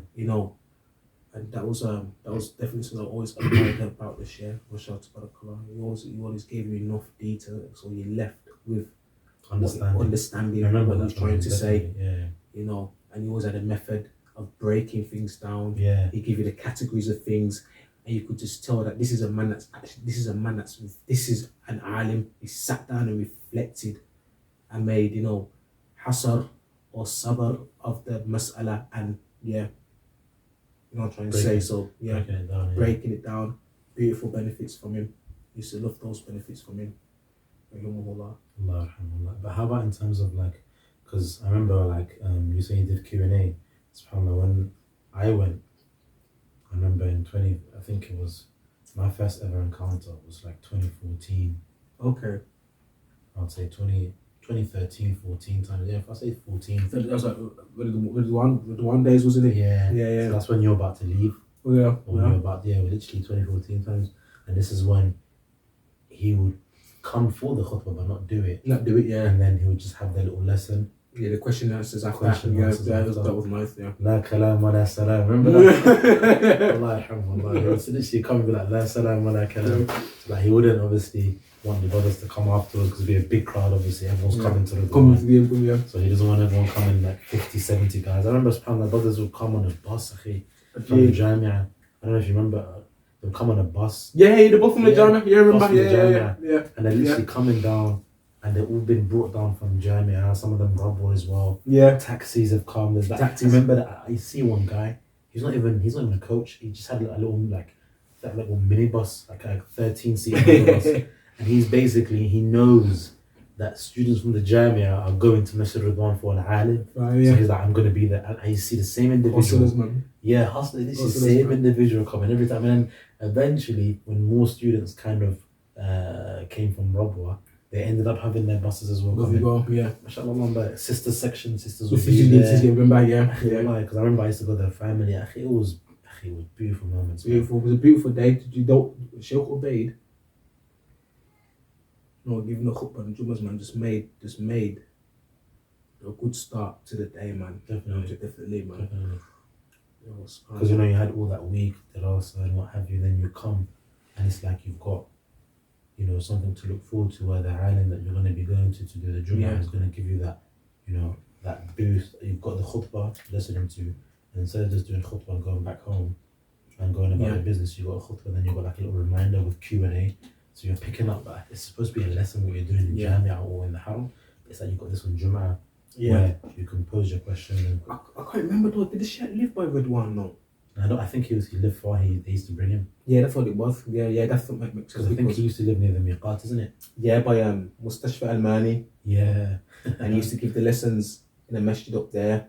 I didn't catch those moments. Yeah, so we used to do So what, after he finished on near McDonald's, that place, where did he move to there then? Then he moved there. He moved to there. And he used to give the lessons. He used to give lessons in the masjid on the weekend. And so what lessons was it? Do you remember the lessons? Yeah. So before there, he started Umdatul Fiqh. Okay. Yeah, and then he moved, and then we carried on Umdatul Fiqh in the masjid by Mustashfa Al-Mani. Okay. And he used to teach Sahih al-Bukhari as well together. Oh, so he'd do Sahih al-Bukhari, then right after that, straight 2 hours. Oh, man. Yeah, I don't think it was 2 hours. I think it was literally like maybe about 20 to 30 minutes a book, like that basically. But he'd go from one to the other, like straight. So Umdatul Fiqh was Jamil, mashallah, tabarakallah. That was Jamil. That was beautiful. Very beneficial. Those lessons were, especially because at those times as well, you kind of include the Hadeeth and you're doing Mahara. You kind of like linked into. It's all linked, and you kind of just. I love those lessons that used to kind of help you in your own. Yeah, and it's like it's a bit like cooking food and you're mixing the seasonings and literally. It was just like okay then. Yeah, nice. You're getting it from a different angle. Different as well. Different angle. So those lessons were beautiful as well. Did he ever teach you in the Jamia, or that was when he had retired? I think Shaykh Ubayd had retired by then. He didn't it? Yeah, I think by the time I got to the Jamia, he had already retired. But, I remember there's a book I actually still have of his, Nawaqib al-Islam. I just randomly, I remember just going through it. Like, obviously, this is like just when you just find a book that is like, oh yeah, it's Shaykh Ubayd kind of, and I was looking through it, like, subhanAllah, it's very different as well. Because every scholar obviously teaches in their own way. Yeah, Shaykh Ubayd had a very unique way, man. It's like, he wasn't teaching you like a teacher, he was teaching you like you was his son. Yeah, literally like that, man. I'm not even just saying that. like as a it literally was like that. He was making sure that you understand the thing, understand. But it's kind of like, even though it wasn't a thing where he taught me like he taught you all those years, it was more or less for me. It was just the Jum'ahs from 2014 all the way until the end when he got sick. But it was like I felt that as well when that little Q&A and reminder. Yeah, I felt that. 2014. Yeah, it's nice. Wait, you came in 2014? I came 2012. 2012. Okay. But then I remember when I first came. Yeah. I don't remember ever going to Masjid An Noor until like 2013. Okay. Yeah. That. Yeah. Until then, okay, then. I went eventually. So but I caught a lesson of his. Subhanallah. Maybe you can remind me. عقيدة الرازيين. No, I don't think I can. He done عقيدة الرازيين ورضوان. I didn't catch that one. Yeah. But what did he do? What did he do after that? There was one was Mujalladayn akhi. And it was basically something to do with I actually forgot the name of it. Tafsir. No, it wasn't Tafsir. It wasn't Tafsir. Anyway, I need to check because I completely forgot, but I remember what it was. As meaning the picture of the book. Picture the book, okay. But the actual book. Yeah, sir. Kitab al-Imara. Kitab al-Imara. That was beautiful. Sorry, that's Yeah, I was listening to that voice note because the brother he told me. Remember that? Yeah. So that's the one I called Kitab al-Imara. I completely forgot. So subhanAllah, that it was that, but it didn't last for long, due to the fact that the Shaykh got sick. He got ill. Yeah. He travelled in 2017ish, and then from then when he came back, it was just he tried to complete it, but his health deteriorated again. I thought I was after I left. Yeah. But I remember hearing about it. Yeah. So I remember hearing about his teacher Kitab al-Imara. Yeah. And like I said, it was a thing where it was a lot of pauses during it as well because of his health. It went on for some time, then his health got really bad. And then nobody was seeing him. Yeah. No, I didn't see him even before he travelled. No one saw him, and then obviously he just did the whole. He came back at one point. It was just Q&A. Tried to resume, travelled, and then. But subhanAllah, it's you feel like you said when that alim passes away, it's like I wish I did more, or I wish I didn't miss that lesson. Definitely. Definitely. Because it's so crucial for a lot of the viewers, and a lot of others that haven't been able to go out there. When a scholar teaches you, subhanAllah, and they're giving you that knowledge, you realize more. At the time, maybe you realize more when you've left their surroundings and their circles of knowledge, because it's like that's what's making you go back and constantly sit under them. It's not because of who they are, where they come from, or whatever. It's mainly about the knowledge that they give you. Definitely. Exactly. They're the warathatul anbiya, literally they're the inheritors of the prophets, because of the fact that, and it's clear. When you're sitting in front of someone, like you said, like he's teaching you as if you're his son.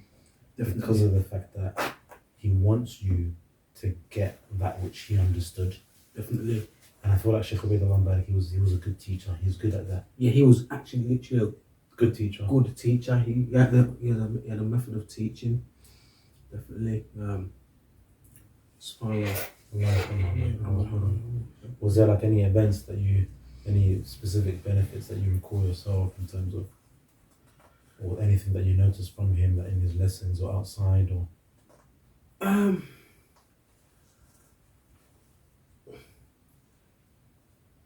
If there is,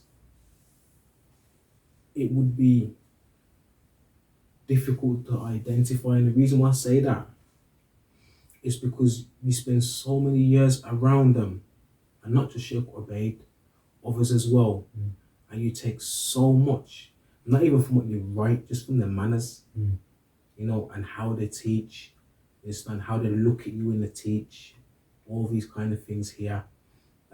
There are certain adab, like for example,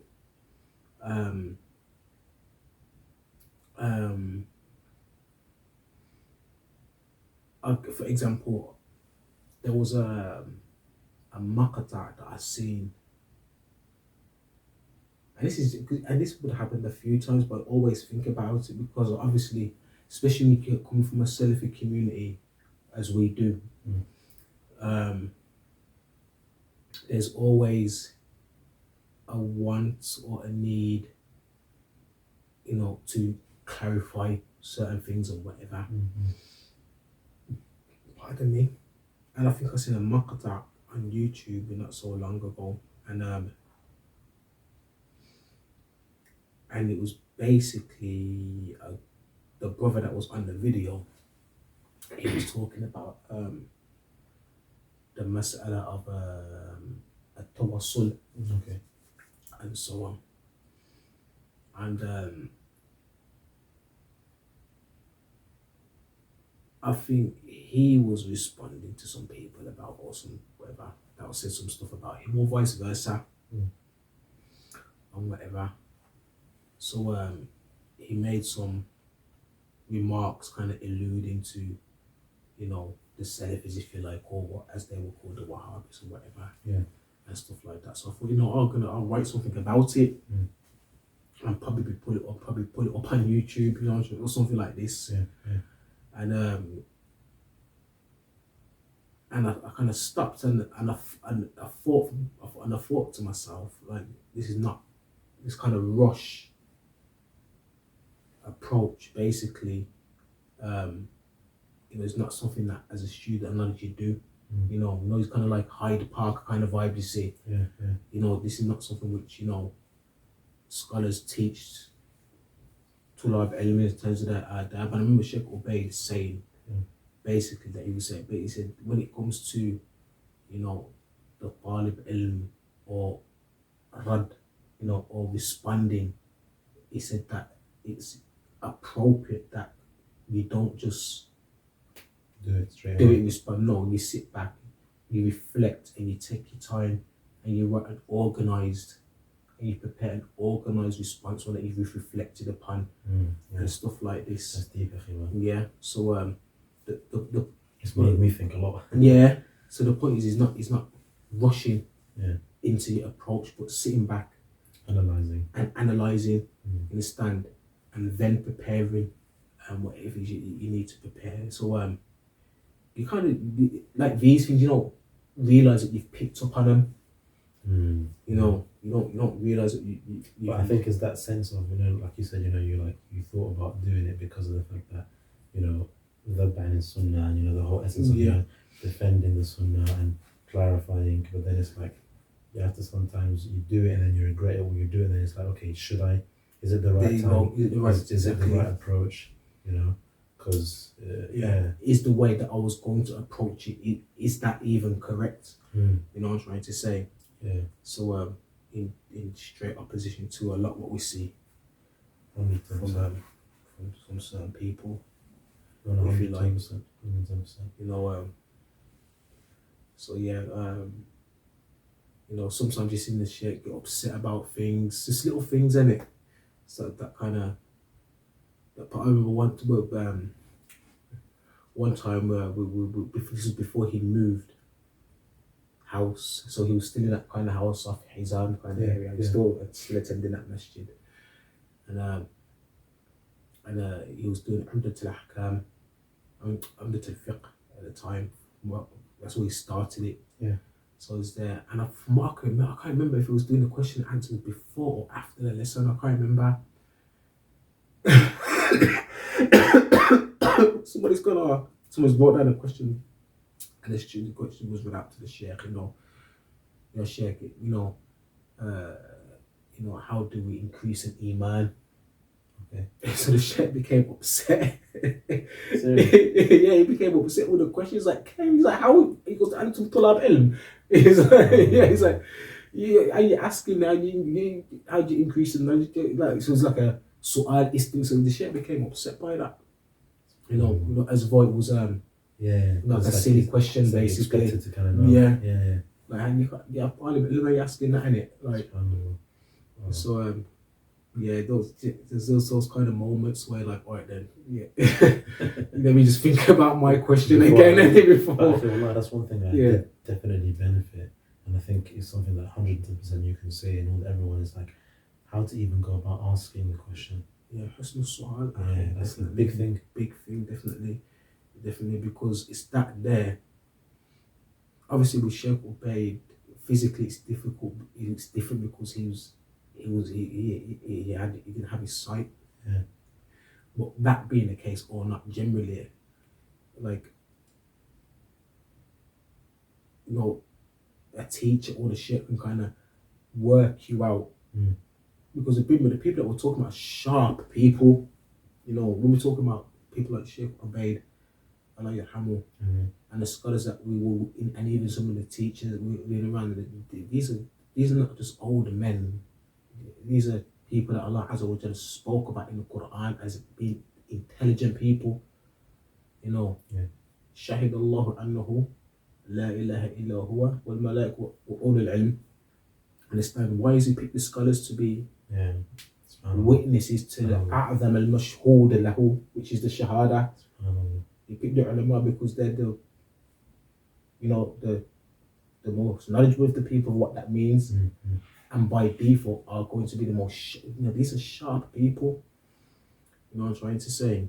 So they'll kind of work you out just by the question that you've asked. They'll work you as an individual. As an individual, you understand, and that could be the make or break for you having your question asked and answered on another occasion or not. So you know what I'm trying to say. On another occasion, they might just ignore you. You know what I'm trying to say. So what do they call it? The natural instinct, isn't it? Yeah. So and Shaykh Ubayd was definitely from amongst those who was definitely sharp. Definitely sharp. There was a few that stood out for that as well. I think it's just it is something that you know, it's important for all those. I always tell the shabab all the time, subhanAllah, in terms of if you have an opportunity, even if you don't get accepted, because I think a lot of students, they kind of rely too much on being accepted, where now your times and my times, and compare it to now, it's much more harder, more competition. You know, they're accepting more people, but bearing in mind there's no more muqabalat shakhsiyya, those interviews, they stopped all of that from COVID. You know, where you go for an Umrah trip and just jump in. The interview, Someone comes in, one of the brothers comes translates the building, for you. Yeah, exactly. That old building, you know, man. they changed the building now. They made it the you know where the whole stuff was, the old place. That was opposite. Opposite the what you call it? Opposite Sharia. Yeah. They moved that obviously all the way to like the next place where building number. Now, probably 100% you don't know, but they got building number. I think up until now it's building number 22. Gee. Yeah. What was it from your time? What was that? I remember. واحد الثاني عشر. I think that was it. at Max. Now they got number 22, man. So you're from that bunch. So anyway, so there's a building there. They stopped all of that. So like I told the brothers, even if you can't get accepted, go for a Umrah trip, man. You know, go for that visa 3 months and just try and save some money, stack up some money, go for Dawra Ilmiya, sit with the ulama. You know, this whole thing, like I always told the brothers, and that's something, wallah, me myself, one of the reasons that pushed me as well. Like you're saying that pushed you when you went and sat with Shaykh Ubayd for Umrah, that you couldn't understand. You had that, you know, like high aspiration to want to go and learn. For me, it was like same thing. I didn't want to go through the middleman. You know, this whole translation and brothers doing that. It's khair, may Allah reward the brothers that are still doing it. But you know, sometimes, you know, even when you're sitting there and you're preparing for a lesson on your, you know, Arba'een or Surah, whatever it may be, and you're teaching and you're going through it or Sirah and you've read it in Arabic and then you translate it, it's like you've cut a lot of benefit out of it, just doing that translation. Yeah, definitely. A lot of skipping lines and definitely. You know, so it's not going to be the same. Definitely, it's not the same. And I think it depends on. I think, regardless, if an individual's got the chance to, or he should go, regardless. Yeah. Regardless. But I think in terms of what you were saying, I think it depends. It's not just about.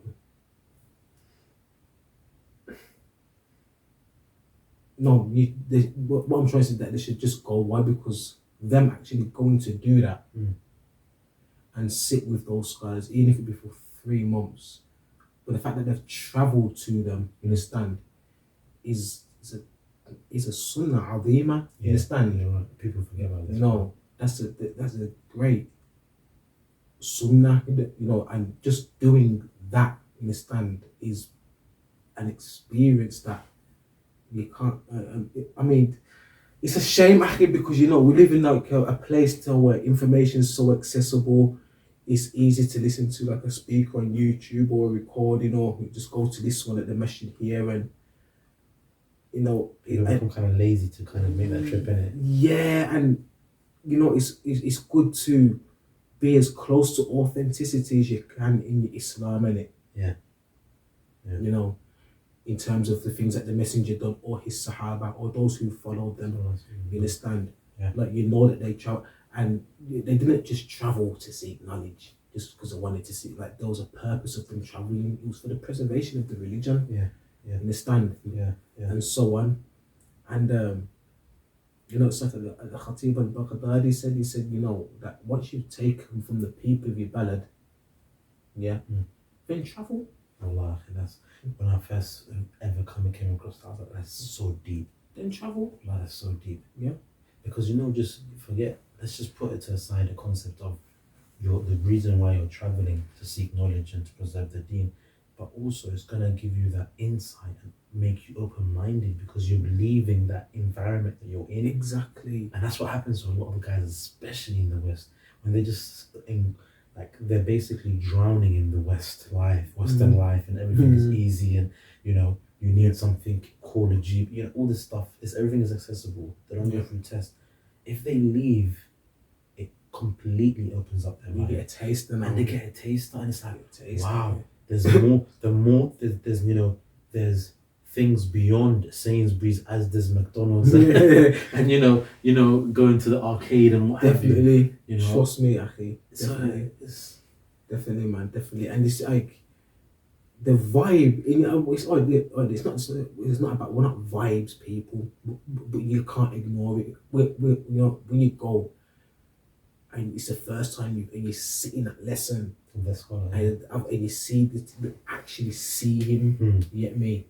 And we're not kind of like, you know, it's a fadl, it's, you know, seeing and being with the Shaykh and sitting at his feet, you know, but just being able to carry out that action there, and it's inspiring. You should take the opportunity to be inspired. You know, what is there to be scared of, innit? You know what I'm trying to say? You know, it doesn't matter how old you are or whatever, or how young you are. If you got opportunity to go. And I think, like you said, it's inspiring because, you know, you're able to actually sit in front of that scholar who may be the person that you've been listening to in the English language or whatever language is telling you that they learn this, and now you're there sitting. And that's how it should be. It should be a thing where we motivate more the shabab that have the opportunity to go out and study, so then they can carry on teaching. Not a thing where, you know, because what's dangerous, the reason I mention it, because what's dangerous is that a lot of the problems that we have in the West is because a lot of individuals, unfortunately, like, you know, many people are guilty of it. Like, they forget to teach the students. It's like, I give an example. Like, you get sometimes, like, and inshallah is going to come clear what I'm saying, but you get sometimes some brothers, you know, they have certain thoughts, or they are in a certain way. Their mannerisms is just, you know, mashallah, they memorize Quran, some of them, whatever, but their mannerisms, like, what's going on? Their parents complaining about, my son, you know, or my daughter, whatever, I used to have more respect. They used to have more respect for me as a parent. And when they start practicing, they don't. And, you know, they get nurtured in a really bad way. And it's because of the fact that the people that they're learning from are just individuals that went out and studied, maybe whatever. But then, so that's one angle. The other angle is that you get some individuals, some brothers, whatever, or sisters asking, you know, is anyone teaching, you know, Qatr al-Nada, Ajrumiyya, is anyone teaching Wasitiyya, Tahawiyya? It's like, those lessons, you know, everyone is different, but me personally, I strongly disagree with lessons like that being taught in the English language. Meaning, if an individual, brother or sister, has reached the stage where they now understand the basics of Kitab al-Tawheed, Surah Thalatha, and stuff like that, and you've reached that stage now where you're going into a book like Ajrumiyya, but it's been translated and you know Arabic and read, and then, you know, Wasitiyya or Tahawiyya, it's like, you shouldn't learn that except in Arabic. Because it's like, you should now go to the next stage. You know, you've learned Arabic, you know Arabic, you've done, you know, whatever you need to do to learn Arabic. The next stage should be directly taking it from the scholars. This is the problem, you know? This is part of the problem, because that's part of the tarbiyah that we had or is happening. Yeah. What I've found now is that there's when you find lines become blurred in a sense that you as the student that's been away, travelled, sat with the scholars, sat in the jamia, and not didn't just do that, actually done it though. Understand? You almost become or are made the same as those individuals. You understand? You mean scholars? Not as those individuals who Okay. probably learning big books, Okay, yeah. have no Arabic, for example. You understand? Why? Because that information, I've learned that as well. You know, I'm trying to And say. they didn't actually even study. Not even actually study. Not with a teacher or anything like this. So the lines become blurred, and then it's almost like you've only travelled for yourself. Then really, you know what I'm trying to say, because you already know everything. You know what I'm trying to say. Yeah. You obviously already know everything. 100%, yeah. But one thing that you know that definitely wasn't learnt was adab. Yeah. You know, the manners that you take from the likes of Shaykh Ubayd who was there, Shaykh Revert, Shaykh Abdul Muhsin, you know, these scholars here, you know, Salih Suhaimi, Sulaiman al-Ruhaili, Abdul Bukhari, in my case especially, you understand? Yeah. You know, these are the scholars that in terms of you see mannerism, isn't it? And then you know, like the utmost manners, akhi, the utmost manners, like different level of manners, you understand? And you know, it's and concern as well, and this and concern, like they're actually, you can actually see that they're concerned for you. You understand? Yeah. And they want you to learn what they're saying.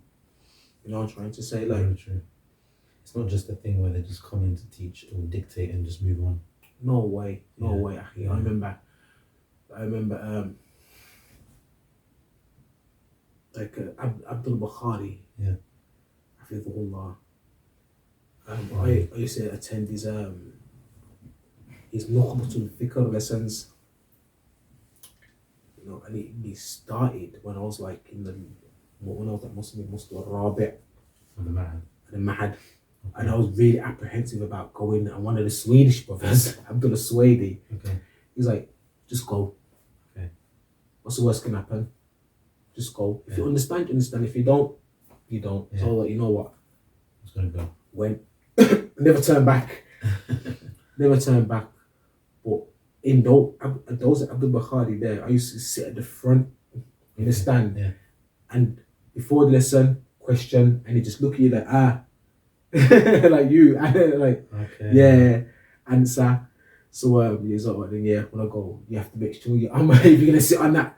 The You front row, know what he used to do? He was Masjid Uthman, the Masjid at the back of the Haram. We used to teach us sort of there, akhi. But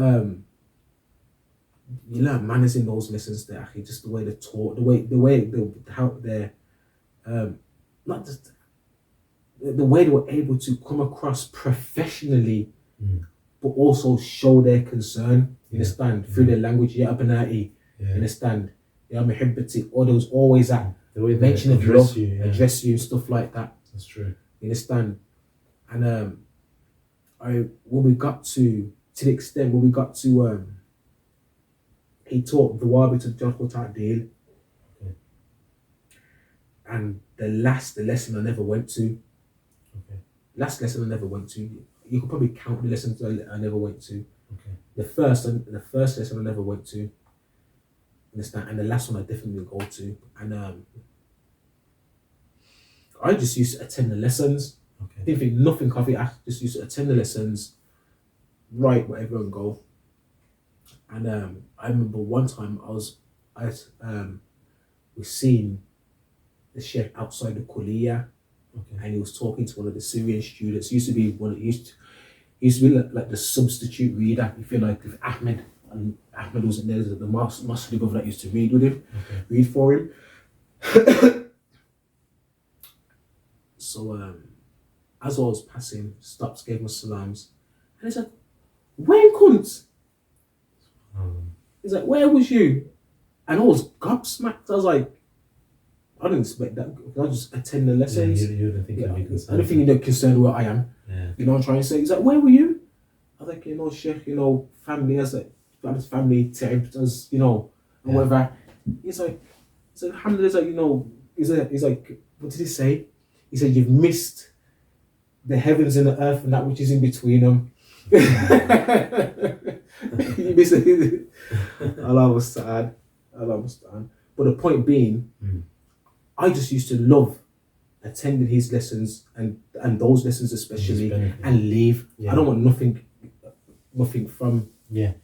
But the fact that you were able to recognize and notice that I weren't there, it meant a lot. Yeah, it meant a lot. Yeah, cool. It meant a lot because here, akhi, we see shabab or brothers who have been around for years, akhi, they'll disappear and nobody don't look for them. Akhi. Yeah, that's one thing that in the They community disappear, akhi. Nobody don't look for them. Akhi. Yeah. Nobody doesn't look for them. It's like I think Established brothers in the community.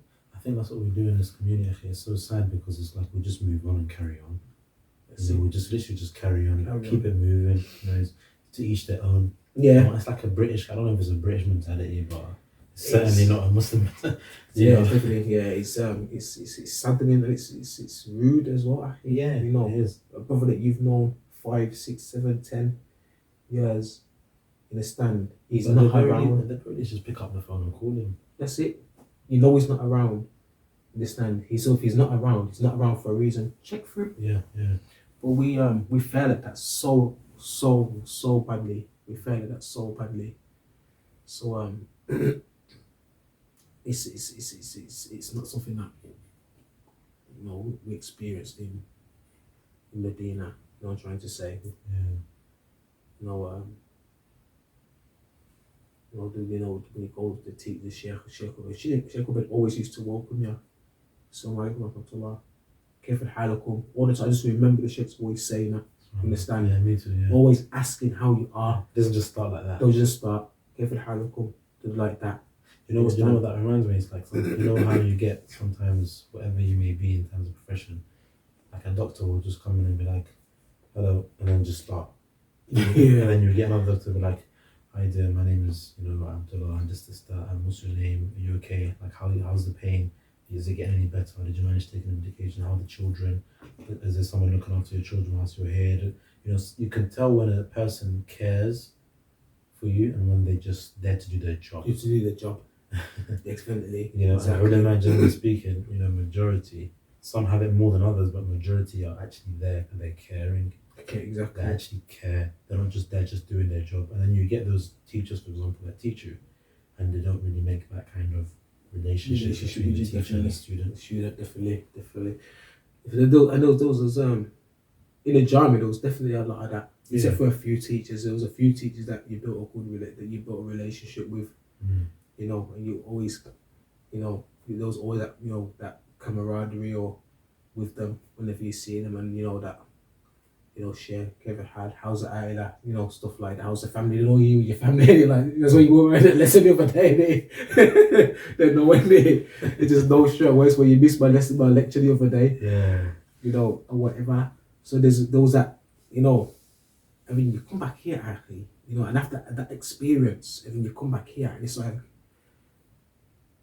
I don't recognize this. I don't recognize this.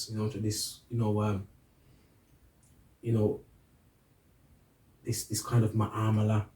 You don't recognize it. Especially from elders or teachers or whatever they call themselves. You don't recognize that at all. I don't understand. No, you're right, man. We have the subject in it. Yeah. I understand. Going back to what you were saying way back. I want another water. Nah, I'm good. You sure? Yeah. Right. I think that should be a standard advice though to for those that can travel. Just if you can travel, if you've got the time or the opportunity, go and do that. Fulfill that. Yeah. Because these individuals, the ulama, these are people whom Allah Azza wa Jalla talks about in His Quran, and the messengers you mentioned, the Hadeeth. Their passing is a reason for the misguidance increasing and spreading. It came in the Hadeeth as well. From the messenger of the Hadeeth, Abu Hurairah, la taqum as-sa'ah. Till two large groups with the same da'wah, they fight. وحتى يقبض العلم, until knowledge is lost. Understand why? Until knowledge is lost. Allah musta'an. ويظهر الجهل. أو كما قال صلى الله عليه وسلم. Yeah. Actually, that's what's happening now. The ignorance, generally speaking, is so accessible. That's how I'm going to use the word accessible. Ignorance is so accessible, and what I mean by that, for those that don't understand, is that people that and subhanAllah, I remember Shaykh when I first went, I didn't understand the lesson one bit. Yeah. At-ta'alum. Yeah. Guess what? This is when I couldn't. I'm in my head now. I'm still over, I think, and I'm going to the Sakhi. And I used to think it says, why is the book teacher and the Shaykh at-ta'alum, to learn? That's what I understood it as, until obviously afterwards. But subhanAllah, and in that book, I remember bits and bobs now, but not then at the time. And it's like, akhi, wallahi, when Shaykh Ubayd was explaining it, bits and bobs I remember, but it's like, what I meant when I said ignorance has become widespread and accessible is that a lot of people that, claim or they ascribe themselves to knowledge have no knowledge at all whatsoever, but it's so accessible because they become the famous ones. And I remember, subhanAllah, even Shaykh Ubayd mentioning that. He goes, min alamat as-sa'a, that people take the qurra, for example, and make them, like ulama, and the ulama, they take them as nothing, and the ulama literally decrease a number, decrease, and that's what's happening, isn't it? Because people have, as you said, people have left the ulama, become distant from the ulama. That's what it is. Understand them. But Shaykh Ubayd, that's so profound. But when you think about it, it's so true, because it's like, and that's another thing I was going to add as well, what you said, subhanAllah. Let's say people can't travel, no problem. Try your utmost best. There's a channel, scholarly subtitle, and other channels where they translate ulama's talks into English, like subtitles. So even those that can't travel, your situation, you can't travel, your mother or your father, whatever, try your best to listen more to the ulama with the English subtitles if you can't understand Arabic. At least that way that it's going to make up that love for you to want to learn more from that scholar directly. And if those that are learning Arabic, when they do learn, they'll see the stage where once they learn, they'll be like, wow, there is a big difference from listening to that, speaker in the English language and listening to that scholar. SubhanAllah. Yeah. Well, I'm understanding what you said about Shaykh Ubayd, what you did, that was... Oh, I said it just earlier. Yeah, it's maybe smart, my Shaykh Ubayd, it's a different level, man. Well, there's actually a narration about that though. Yeah. Was it Yahya ibn Adam? And he was asked about somebody, I can't remember who it was. And he said, هو قارئ من القراء ليس من أهل الحديث. ليس من he's just a reader. Good at reading Quran, but he's not an alim. But if you look at it today, Habibi. And have what? Yeah, if you look at it today, they literally take. And it's not. A lot of people think that, oh no, but you can't. We're not even degrading. No, Alhamdulilah, Quran. It's the Quran. Definitely. That's authentic source that we're taking. But exactly. But a lot of times, people kind of see that as more important, or kind of elevate them, and take them as ulama. When they have no attachment to, in terms of the sciences of the deen, like the Quran. Maybe the Quran recitation is beautiful or whatever, and it's like Anyway, it's Anyway, but the point's understood definitely. Yeah. But definitely what you said. People come away the passing scholars, the increase of ignorance, du'at or muta'alimun. Especially with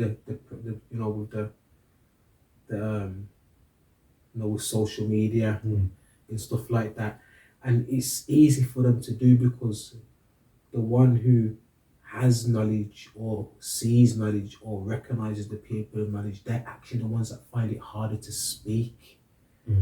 Understand? You're right.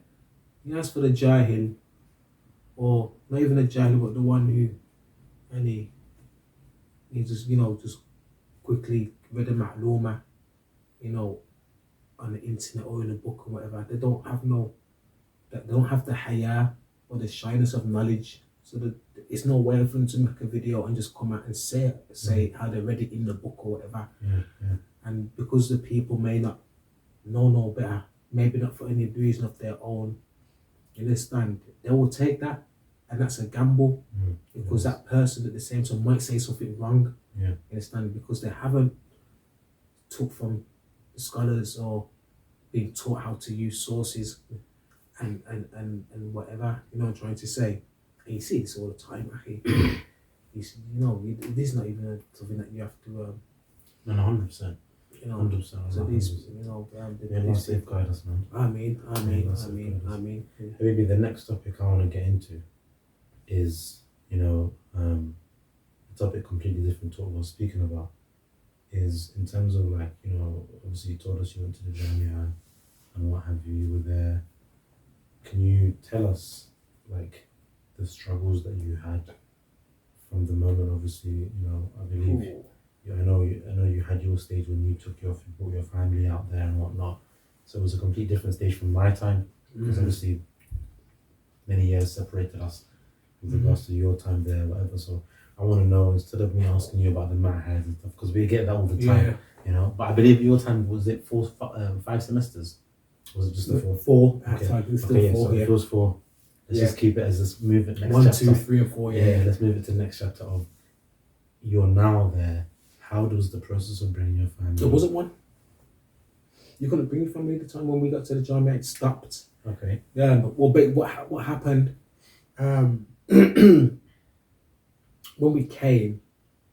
When I first came, there was they had like the second in or near Rabwa, where there was a period that opened the door. You could get iqamah for your wife. Okay. When I had come, they kind of closed that off. You couldn't get iqamah for your wife and your kids. Okay. So the question was, well, how did you bring them here? Like, you know, you just like 6 years without the family, like, you know. So what? The popular thing to do at the time was, everyone just go to Riyadh and go and check for the prince, Ahmed Naif. Okay. And go and check for him. Okay. So people were getting it, because at the time the Jamia was giving out a free, rent-free second for you and your family to live in. All you have to do is come up with the iqamah. Was that up in Rabwa? By Rabwa, yeah. That one is still there. Still there. Yeah. So all you have to do is come up with the iqamah, but the Jamia is not giving out iqamahs for the family. Okay. So people go, I don't know how it became a thing, but people just going to Riyadh. You know, forget Jamia, I'm driving to go to Riyadh. Forget class. Straight to Riyadh, man. Yeah. And, you know, I spend a week up there. I never went personally. No, I did go once. Okay. I did go once with a brother, and he simply wasn't there at the office by the time we went. So the thing is, you had to keep on going backwards and forth. Costly as well. Costly. Or you had someone in Riyadh you could stop with, and you could just go, and it was easier that way, basically. So people were just pressuring the prince just to give you that iqamah. And he was giving it. Sure. It wasn't even like a conversation. He was giving it. He was giving it. Just balash. So the Jamia actually got wind of this. Okay. So instead of telling students not to go there, they told the Wizard of Dakhiliya, if any Tullah from the Jamia come, don't let them come in. So when we were going up there, getting turned away at the door, we were just getting turned away at the door, so that was dead after that. So basically after that, there was no way of bringing them, basically. So that was, and then after that, not long after that, the visitor's visa thing popped up. Okay. Basically, so you could bring, so that kind of came up, like you can bring them on a visitor's visa. Which was 3 months. 3 months. Okay. So I done that. Okay. But the thing is, when you bring them on a visitor's visa, You can bring them for 3 months, and you can renew for another 3 months whilst they're there. Okay, one of those ones. Basically, yeah. Yeah. So I'd done that, and we ended up doing the renewal there. But we couldn't do the other renewal to send the family back, and there was no way for me to send them back. So it was just so all them, yeah.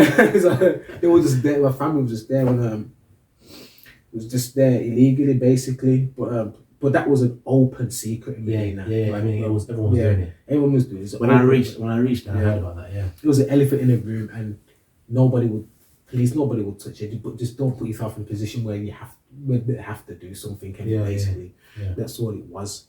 So how did you do it? If you don't mind me asking, how did you do it with regards to medically and stuff? You just have to rely on the khayriyah of the people, man. Okay, but if you wanted to, you can go private and got no issue. I didn't even know about that. If there was a medical emergency, we would just go to a doctor's or a hospital. Okay, and it wasn't an issue. It wasn't an issue, basically. We never faced any issues, basically. So it was that. And then my family that was there, they were just there for the rest of the time. And so how long was that? From 2011 you told me, isn't it? Yeah, from about. I brought my family, my last journey I had. And it went back 2011, so about 4 years. Okay. Four and a half years, basically. Okay. So they were there for, and getting them out was a headache, because by the time I wanted to send them back, because you know how Medina is, and the thing with the students and the wives and whatever, they started to kind of come down on people about it, basically. So those like, if anybody gets caught with their wife here illegally, then it's going to be 10,000 riyal with fine, and the red stamp in the passport and this kind of stuff. Forever, 10 years, or 10 years and whatever, and all that kind of stuff. So obviously, I want to send my family back.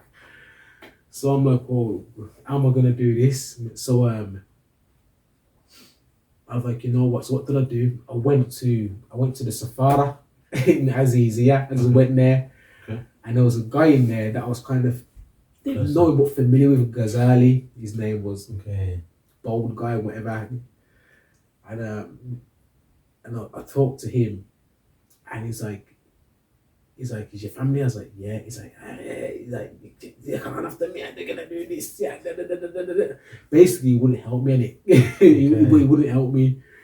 I was like, Alhamdulilah, you can't help, whatever. Yeah. Cool. So basically, how did I drop it now? I went, there was the prison or the police station behind the Jamia. I went there because remember, that's where they were clamping, that's where they were putting everybody in it.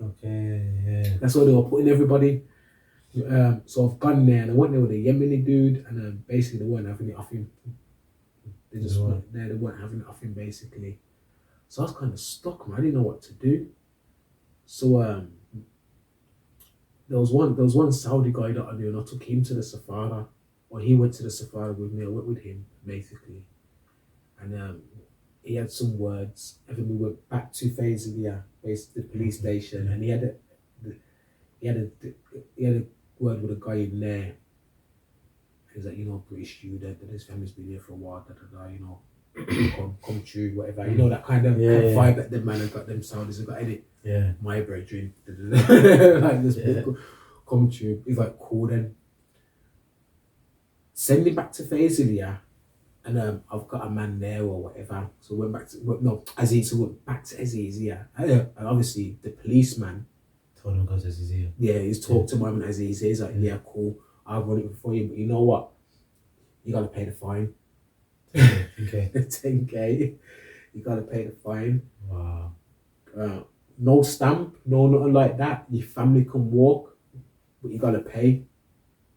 So I was like, cool. I was like, just give me a day or two or a few days. I haven't got a clue where I'm gonna find this money, really in my head. But I was like, I ain't got it to give you now, but I'll come check you in a few days. I'll come check you soon and whatever. But I've left there and my head was just burning. You feel like your head's burning, like a headache. I'm like, where am I gonna get this money from? What am I gonna do about this situation now? You know what I'm trying to say? And I'm like, in my head, I'm like, then 10K, and there's 3 people. I'm like, It's not 10k per person, and it's 10k for all of them. Okay, yeah. Basically, that worked out all right.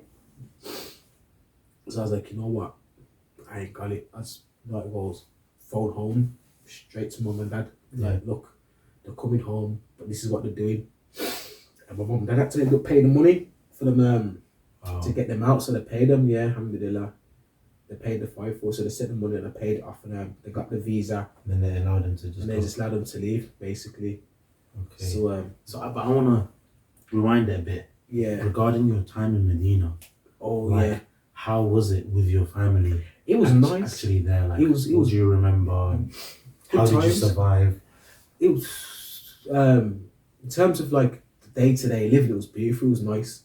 You know, it was nice. Medina. You do still have your family moments, whatever, because that's reality of living with a family. You still have your moments, your ups and your downs, basically, as you do. Yeah. But it's like it's a life, isn't it? Like you go to the Jamia. Your family's busy. We're going to their school as well, and everybody. You used to take your family as well to the madrasa. Yeah, a bus used to come and pick them up in the morning. A Sudanese guy used to come and pick them up in the morning in a bus with the rest of the families, isn't it? That's exactly how my setup was as well. Yeah, like that. Come really early as well. Though. Really early, yeah. Yeah, so I'd stand there and wait for him to come and pick them up, and then I would leave to the Jamia. Yeah. So that was our routine, basically. Drop them back and then you come back as well. And then so by the time I get back, they're probably already at home, prayed and already sleeping. Yeah. Like that. Prayed all the time. Kailula, those vibes there. So you probably go home, sleep literally for an hour or two, get up a few hours before Asr, head to the Haram, basically. So it was to be fair, even though it was Medina, it was a good life because of Jamia and your Darasa. It was rare that we actually spent time together. Oh, because of the fact that you had your own Darasa going on. Darasa in the Jamia, you come home, they're sleeping. Yeah. By the time you come home, when they wake up, you already gone Haram. Okay, yeah. So the next time my family see me is when I came home at night. And they're trying to say after Isha and whatever. You get me? So that was the day-to-day basis. But obviously holidays were nice, the Eids, stuff like that, and they were beautiful. You know what I'm trying to say? Yeah. You still remember those moments? Yeah, I still remember those moments, man. They were beautiful. And that's what I was saying earlier. The Umrah trips and stuff like with the family. Some few stuff. We ran out of petrol, man, in the middle of nowhere. Hey, welcome to my house. Welcome to my zone. Actually, I've got many of those alarms that I'm not proud of it, but obviously the first time we went Umrah together, it was mad because obviously you just vibes in with your family, chin wagging, looked at the petrol. Hey, this is like it's just the last bar just above it. How many petrol stations we drove past? I was like, you don't obviously you're caught in conversation. Yeah, caught in conversation. So we stopped there. We pulled over. Ain't got a clue what to do. Kids in the back of the car. Ain't got a clue what to do, man. I'm just sitting there, and these two Saudi guys pulled up. They pulled up, and it's like, we've run out of petrol. Two Shabab, innit? He's like, we've run out of petrol. He's like, look, man, we'll get you the petrol. Just call, whatever. And then when I got his petrol, drove. We sat there for about an hour because I obviously have to drive back up and all that. And like the water bottles. The 1 litre just to get to the next petrol. Yeah, just get to the next petrol station. Bella rewarded. But a few times got stuck in the sand. Just want to show the family the desert. Drove on the bank, stuck. I hate stories, man. I had plenty of those, but the one I recall, subhanAllah, was when literally going to the Haram, Malik Abdul Aziz, as I'm going to the Haram. Didn't realise I'm literally just, been driving the day before and during the day, and I've gone, I think it was like Hassel or something, and cars just literally just stopped. I'm thinking, why is it stopped? Hold on, what's going on? Looked at the bar, think to myself, no petrol. Traffic behind me, I'm in the middle of the road, no. Got my wife and kids in the car. I said to myself, it's not the thing, it was the first, I was like, Abdullah, you've done it again. You've done it again. And it's subhanAllah, those moments where you think to yourself, because you just kind of forget about it, and I'm just a guy that chills. I'm just chilled back. But alhamdulillah, obviously pulled to the side, whatever. I went, had to just gone in the car. And usually, like you said, you find someone that would come, help you out. So mashallah, and subhanAllah, you know, despite the fact that you go through I can remember another time. This time it was, this was like one of the difficultest time. Left Medina. I'm going to Taif this time around. Yeah. Taif now. There was like a job opening or something in our holidays. Yeah, standard. Yeah. Got like a little job for like 3-4 weeks, whatever. Yeah. I've now started a journey. Day before, month before, actually, I got AC problems. Gone to the mechanic. He said he's fixed it. I paid him money for it. Good money. He said he's fixed it. It's working all nice and fine. No, it's working. Started the journey at like 12 o'clock in the night, in the morning. So like 11 p.m, 12 o'clock in the morning. As I'm driving, my kids are at the back, got 3 kids at the back. Driving. And we're going. No, maybe, I think 3 kids, yeah. We're going. Or maybe it was 2. An hour into the journey now, AC stops working. Wow. Thinking, okay, what's going on here? AC stopped. I thought maybe my temperature or something. That was sad. Yeah. You win. That was sad. I'm like, but it's okay, innit? It's okay because obviously it's now what 1 o'clock, 1:30 in the morning. Cool, innit? Yeah. It's cool. It's nice. You know Saudi weather. So I'm driving now. Check this. We get to like 5 o'clock in the morning.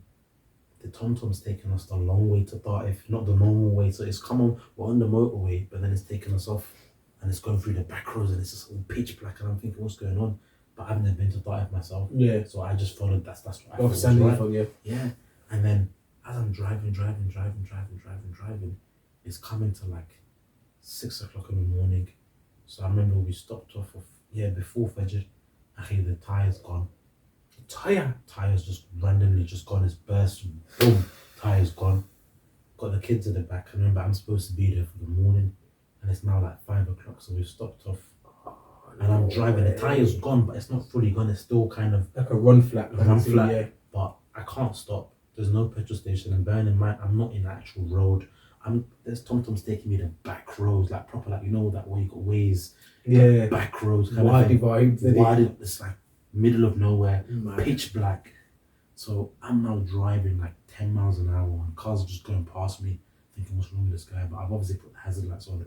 I've driven to a petrol station, got to that petrol station, but obviously it's not open. Yeah. So prayed Fajr, I remember, and then stopped off in the middle of the road, stopped off somewhere on the side when it's completely gone, the tire, and the police come in. I've tried called them, you know, there's no AA service. Long story short, I've pulled over now, and the guy said to me, because he's gonna get me someone, the first guy's tried to come, so I've got a spare at the bottom. Okay. They brought all the mechanics and everyone. He's managed to get me mechanics to come to me. They can't take off the spare tire. They can't take it off. It's not coming off. They tried to break it. It's not coming off. This is one thing. And then I was like, wow, they can't get any better. But it's there's moments, and then as the journey goes on now, so I'm still there. I'm stuck at the petrol station. My kids now, I asked them, even recently, do you remember that journey in Taif? They're like, yeah, Baba, we loved it. It was nice. Because I'm thinking, say what? You loved it? Because now it's like they've woken up now. But check this. I'm now like as the the father and the husband. I'm now like stressed and like angry with myself and angry with the mechanic, and because it's now the sun has come in now. It's 6:37. It's boiling hot. Yeah, the heat's no AC. They've come out of the car. We stopped off. Alhamdulilah. They're playing in the sand and whatever. Yeah. For them, it's like a journey. Yeah, for me, it's like, I'm annoyed. But it's subhanAllah. And then eventually, anyway, long story short, alhamdulillah, they got the one guy to go all the way to like an hour or something drive. That was the closest petrol station. He got a spare tire for me, changed it, alhamdulillah, carried on my journey in the heat though.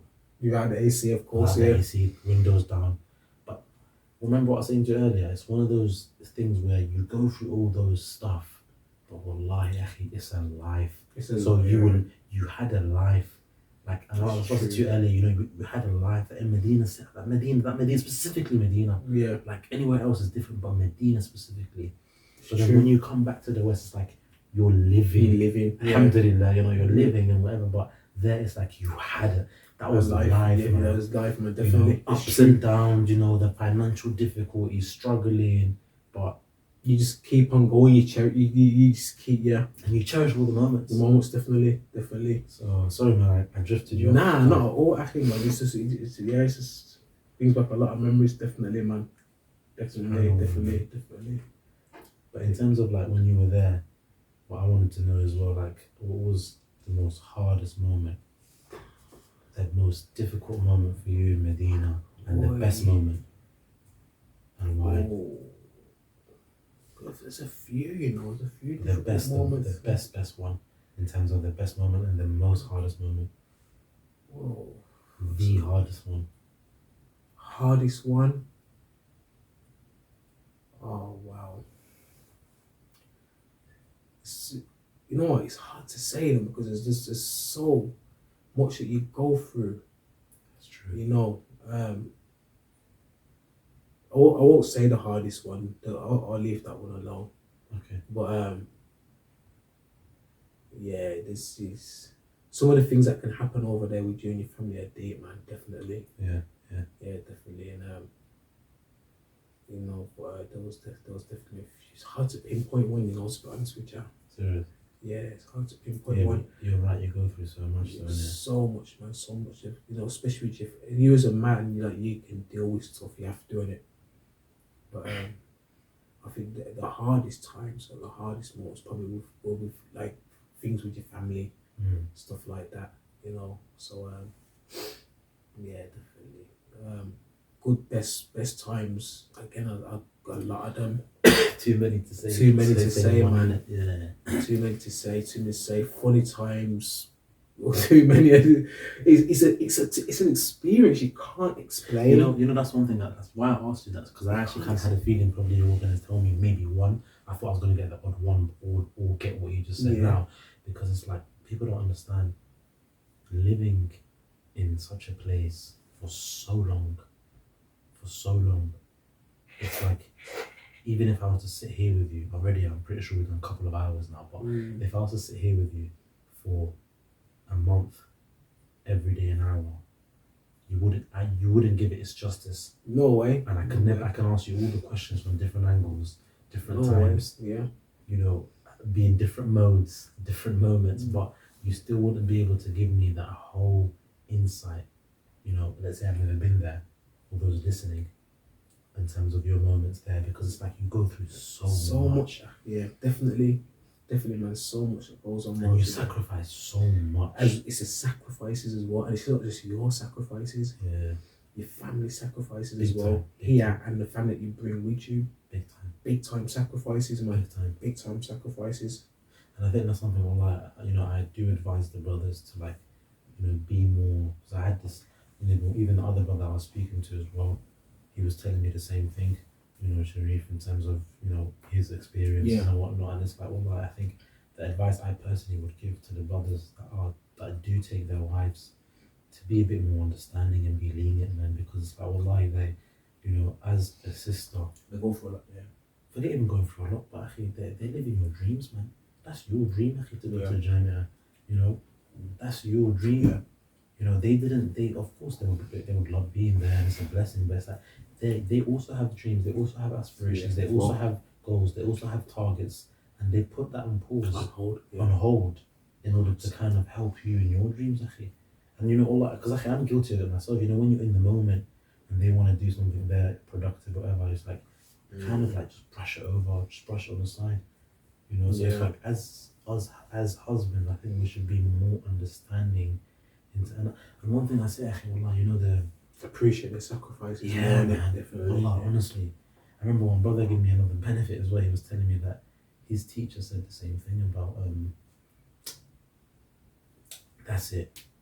about brothers that come from the West, where their wives are able to transverse all over the country they live in. They're able to walk and freely, buses, we've got coaches here, got a bus here, whatever, we could do whatever we need. And it's like, I'm now bringing my wife to this country where, how Saudi setup is, you can't travel except with a car. Yeah. Alhamdulilah now, by the way. The women can drive now, yeah. Forget that. Uber. Oh, was it? They got the Uber thing there. Bro, wow. I haven't been there for a good minute. I went there in 2019, but I Okay. didn't see much. The only thing I didn't see, the only thing I've really seen, Yeah. because I got off the plane, got in the taxi, went straight to my car. The only thing I really seen was women driving. No, they got the And- Uber. This woman just kind of just like, Yeah. Yeah, they got the Uber, man. And not just that, totally forgot they were driving over there now. not just that, they got the Uber where you can select female only. as well. Oh, mashallah, So yeah. it's better, but point That's being that alright, man. That's much better. point being is that it's not the same setup. You know, she doesn't understand the language and all this stuff. So Even it's so, yeah. Yeah.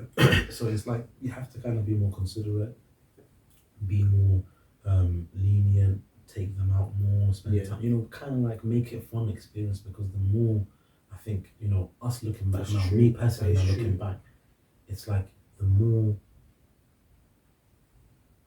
how can I say it, the That's more true. attractive I make Medina as a place to live, then the more she would also have good memories as well. Of it as well, definitely. Yeah. It's not a thing where only you should have good memories, because at the end of the day, you're socializing in the Jamia, you're sitting with scholars, that's socializing, you're leaving, revising Muraja together with brothers and all this other Yeah. stuff, where she's, you know, you don't want to be a thing where she's literally in between four walls. Yeah, definitely, So, definitely, I think that's definitely, important, man. definitely. I think, yeah, no, it is definitely. I mean, when I first got over there with my family, it was especially hard because it was like limited funds as to where we can pick that. With the money that we had, we didn't have the best choice in the for the nice white wall apartment. Yeah, Like yeah. we used to live, but what was the area called again, man? We was on Shari Ali ibn Abi Talib, where all the Yeah. Afghanis live, Yeah, all that Al-Alawi. Al-Alawi Yeah. ghetto. You get me? We was in there. Like our shower was a cave. It was literally, our shower was literally a cave in a corner somewhere. Like, actually, you go in there, it wasn't plastic. It looked like somebody dug a hole in a rock. Serious. Yeah, and stuck a shower in there. That was our shower. And it was, Yeah. you weren't standing on a flat floor. It was slanted. It was mad. SubhanAllah. But you know, So you're laughing about it. You're laughing about it it's now, mad. but in the moment, probably In the was moment, it was like, difficult. Yeah. for her, Yeah. because I've took you from your nice house and I've brought you to this place. You're taller than the front door. You know, the kitchen, no AC, baking hot. The AC in the living room don't work. You know, and I was stuck there in the summer. One of those. Basically, yeah, it was mad. It was crazy. You know, the kitchen sink wasn't even in the kitchen. It was just a cookout in a big room. The kitchen sink was like in the hallway, like the hallway. Yeah. It was a kitchen sink, the metal bit. I've had one of those ones, man. Just sticking out the wall. Yeah, just stick on the wall, and then you've got the two hobs. That was it. Yeah. That was like, yeah. So I you had one just of those as well. washing up it was crazy. So we used to live there. So yeah, it was funny when you look back on it now. And but the building that I lived in, mashallah, was just full of talab ilm. I had the brother But Abdurrahim. it was free, you said, isn't it? Huh? Was that the one that was free? Nah, but the Oh, place this- but the this rent one, was okay. cheap. Okay. Jidden cheap. So I actually got the place from a Swedish brother, Saeed, Okay. Somali. Mashallah. I think he graduated with send his family back, but he said, look, you can take it. Whatever, I took it. And he just gave me everything. I was in there, the furniture, blah, blah, blah, blah. You know, man, I reward him. And then You mentioned Abdurrahim. Abdurrahim Senad from Sweden. So he was my neighbour. Mashallah, he's a good brother, man. Mashallah, helped out a lot. You know, and it's just good. If you want to study, just go over there, take me to the Jama in the morning. And then upstairs we had an Algerian brother, you know, like the Algerians, the Hutters, in it. Yeah. And so he was upstairs, man, mashallah. So I had him upstairs, and he had a family as well. You know, and so the building just had students and knowledge in it. You know, it was only the three of us. And we had a Muslim dude who was a mechanic. He used to live on the ground floor, Okay. basically. So that was our where we used to first live. So it was from there I used to walk to Shaykh Ubayd. Okay. Because that Shari Ali ibn Abi Talib takes you straight to straight there, doesn't it? So I used to walk up that way there. So so like you were saying, though, when I kind of brought her from a house and a nice setup and brought her to Medina, and it's like the build is the build is like it was made out of clay. Literally, you know, and you know, there's no lights on the because we lived on the middle floor. There's no lights, there's no lift or nothing like that. You know, it's kind of shabby front door, and you know, you go in and no carpet here. You know, it's not welcoming for them at first. No, it's not. hard, you know. It's hard, and but I think it's just, you know, that's going to be difficult to get used to, and it's very hard emotionally for them, physically, definitely. everything mentally. But I think as a person, as a husband, if you kind of like make the experience now, when you step out those doors, nice, then I'm not going to say they're going to forget about that, but it's going to help. Definitely, and that was something I had to learn. Then we do it for like, you know, because when you because I brought them back after the summer, and you're just in mode. When I get back, I was going to get back into Darasa. And that's what I did, and I don't think that helped my family at all, because given the description I've just given you of the apartment, and we've just landed after playing. I got off the plane the day before. I've just dropped you in this apartment with the kids and gone to Darasa the next morning. I've not explained it to you. Nothing. I just left you, and because it's one of those apartments where there weren't much lighting or natural light. I've just literally left you in the dark, basically. So difficult, man. Difficult for them, so that didn't help. Of course, at the beginning. So I think that was something that that must have been very difficult. we had to learn as we went along. So we ended up moving to like a new apartment, a better apartment, cleaner, more whatever I feel like, or much more presentable than what we had before we moved.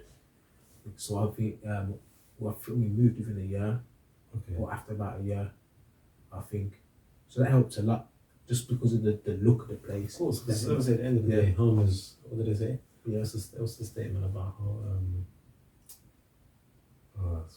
something about home is comfort or whatever. It means like where you live, obviously, it's like it helps in terms of your mood, your mood, definitely, your feelings and stuff. Especially as a as a woman as well, she's gonna be there most of the day more than you are, basically, because you've got dance and stuff. So it would of course help. That's understandable. Definitely. So and then when we moved, it was just kind of easier for us to kind of socialize a bit more. You know, kind of like the other students wise, especially the Western students, because we lived around the corner from the second and where the 12 lived with their wives, basically. So we literally lived a minute walk from there. So there's other Western sisters you could kind of socialize with, similar backgrounds, you know, and whatever. So things kind of just changed then. So it also helps me because you're building a social, like it kind of takes the pressure off me now. So it's growing. So I can kind of just get on with my darasa. Everyone has got kids as well, so everyone's kids get on, and then so they organise things like every other week or so. They'll go to like a park or a theme park, whatever, chill. Big memories, man. Dropping them off to the park, picking them up after the haram, whatever. Them ones there, you know, Eid, you know, or whatever. Everyone kind of get together, brothers get together. You just leave your work with the sisters, and they'll just spend the night there. And you pick them up in the morning or whatever. You know what I'm trying to say? It's cool. So things definitely kind of looked a bit better after that. So you kind of just focus more on what you need to do whilst you're there now. So it's finding your feet there, finding out how do you live when you bring it, because those first few years there on your own, you found your feet in terms of how to live there on your own. When you bring your family now, you have to find out, how do I live here as a family? That's another stage. That's another stage. You know to live with your family in England. Because the setup is easier. How do I live with my family here? You know what I'm trying to say? You know, and it's a whole new world, actually. You know, so plumbing. I don't doubt things like plumbing to put blocks in your flat. How do I sort out that in Medina? What's the terminologies? Because it's not normal Arabic. Then they're using Arabic as well. So that's all of these things. Just to add to you what you said, it's like I think it's something that a lot of I've got more water by the way if you want. Okay, Jimmy. So a lot of the things in terms of the living there, a lot of others just because I get a lot of people asking me, okay, how's it like to be a family? Is this how I'm a family? But I know, 110%, most of the brothers that are asking, they think it's the same setup as the West. And that's the reason being is because a lot of people think as well, Saudi Arabia, it's a rich country, it's a country that's developed and stuff, and it's like, yeah, it's easy. Bearing in mind they don't even know the dynamics. Like you said, it's like now you've got something, plumbing, boiler's gone, electricity's gone, mukayef is gone. How do I get fixed in mukayef? We don't have ACs in UK, generally speaking. It's a cold country. What's that? What else? Buying furniture. Where do I get furniture from? Yeah. Mice poison. All of these stuff. So it's like, wallahi, what you said is so true. Going there is one thing as a student. Bringing your wife is another stage. Going through the whole process, and then living there as a family. New stage, man. Yeah, the time that you lose as well, that you had when you weren't there. It's a big thing, yeah. So and that's another thing as well. How you now going to balance where you're still attending your lessons, you're still, in Jamia, you're not having Riyadh, and then you're still being able to balance out giving the haqq to your family. Yeah. It's just difficult, man. It is. I mean, what I eventually ended up doing was like some nights or some layal, I just didn't go out in the evenings like to the haram. I just stayed home. Okay, and with that my helped. family. Yeah. So a day or two out of the week, I just do my darasa at home with my family and just not go to the haram, or because the haram in Medina is the go-to place, and for your evenings and you do darasa there, you socialise there, whatever. There's obviously the reward for the salah, the durus are there, everything's there, it's all there. In just one place. In one place, basically, trying to say. So as you get on through your years in the Jami with your family, you kind of just like take a step back. Why don't we just do my darasa at home now and just be with my family and be there? A bit more rational, isn't it, I think? Yeah, more rational. I think that's a message to all, the shabab and stuff, in terms of if you are going to do that, you have to have it set up. Some sort of timetable or plan. Definitely. You can't just have the same timetable that you had when you were by yourself to when you bring. Definitely. And like you said, you have to kind of just live the life that you lived here over there, kind of in terms of the time you're trying to spend that time with your family. As you said before, just like it's not going to be exactly like that. You got something to do in Medina, but you have to just try and make it as comfortable and as cushy as possible in it, for them. Kids will be kids. They're all right anywhere to go. I'm trying to say. Yeah. My kids slept on a mattress for years in Medina. They didn't even have a bed, just a mattress in the corner. So, and they were just happy kids. They were fine with it. They were okay. So, it's a different lifestyle. It's mad. It's crazy, man. Shopping, Panda. That way you used to go, Panda. Yeah? And what else was there? In Darwood. Rushing Moor. Kafur. Yeah. Things have changed actually a lot, but you know what I want to ask you now, Habibi, is because I can ask you so many questions, but I want to touch on so many things because there's so many things to touch on. The reason why you left, and obviously you did tell me that you applied for the masters and you got accepted. Yeah. So I've done the masters, or I've done the oral exam and the written exam. Yeah. At the time, I wasn't even gonna do it. It's not like I never had a plan to do it, but I did take some inspiration from some other brothers that had done it basically, or done it anyway. So there was Muhammed Munir, he done a masters in the Hadeeth, so I kind of took it. It's like, wait, well, it can be done. You know what I'm trying to say? Yeah. And whatever. Yeah. So prepared for that, and done the oral exam in a way. So how was the aura? Tell us about the aura, because all those viewing probably don't even know about the aura. Those that want to apply now. Yeah. The setup is different because as I told you, we got different setup. Back then it was a lot more. How can I say? I won't say rudimental, but it was just like revise everything. It was as simple as everything you studied. Revise it. Revise everything you studied from the beginning. Revise it. Everything. So that was just preparing a timetable for that. that itself was daunting. You know what I'm trying to say? Just like the sacrifices that you have to make from your own timetable now. You know, so Maybe tell me about that Abdullah, the brother Abdullah revising with him. yeah, advising him and just taking time out from like your own social circles. Now you have to sit in your room and revise on your own and actually revise on your own for this thing. And you know it's coming up in a few months and all this kind of stuff. So, and like as you know, the stuff that you study in Hadeeth, the books, the Zakirat, and you know at the time it was Tadrib al-Rawi, you know, and you know going for Rawat, Tadween al-Sunnah. That's exactly what we are saying. You know, those just them alone, you know, trying to say heavy books, isn't it? Yeah, you know, heavy books is doing all of that, you know, and then it's still the things that you might have not skipped, but kind of like every subject that you've done would have had a part in there that you wouldn't have gave too much attention to. Yeah. You have to get all of those bits in now, and they pile up. Pile up.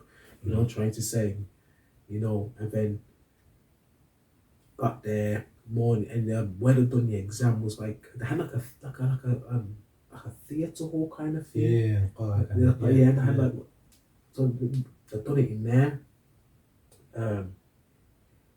They done it in there. Sat down at the table. I look stressed. Yeah, stressed, man. Because how many questions did they? You know how many questions were it? Was it 100? Nah, it weren't that many questions. Okay. It wasn't that many questions. I wouldn't say it was more than 20. Okay, that's all written, isn't it? All written. Because now they do multiple choice 100 questions. Yeah, this was all written, and it was just like, yeah, draw the shajara for this. Just give it a takhrij. Draw the shajara to isnad.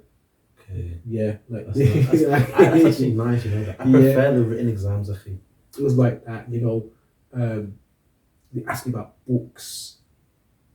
Name three books Hadeeth mutawatir, like that. Stuff like it was that kind of stuff. For example, أذكر الاختلافات في مسألة قبول الجر مبهمين ومفسرين. أذكر الاختلاف والراجح.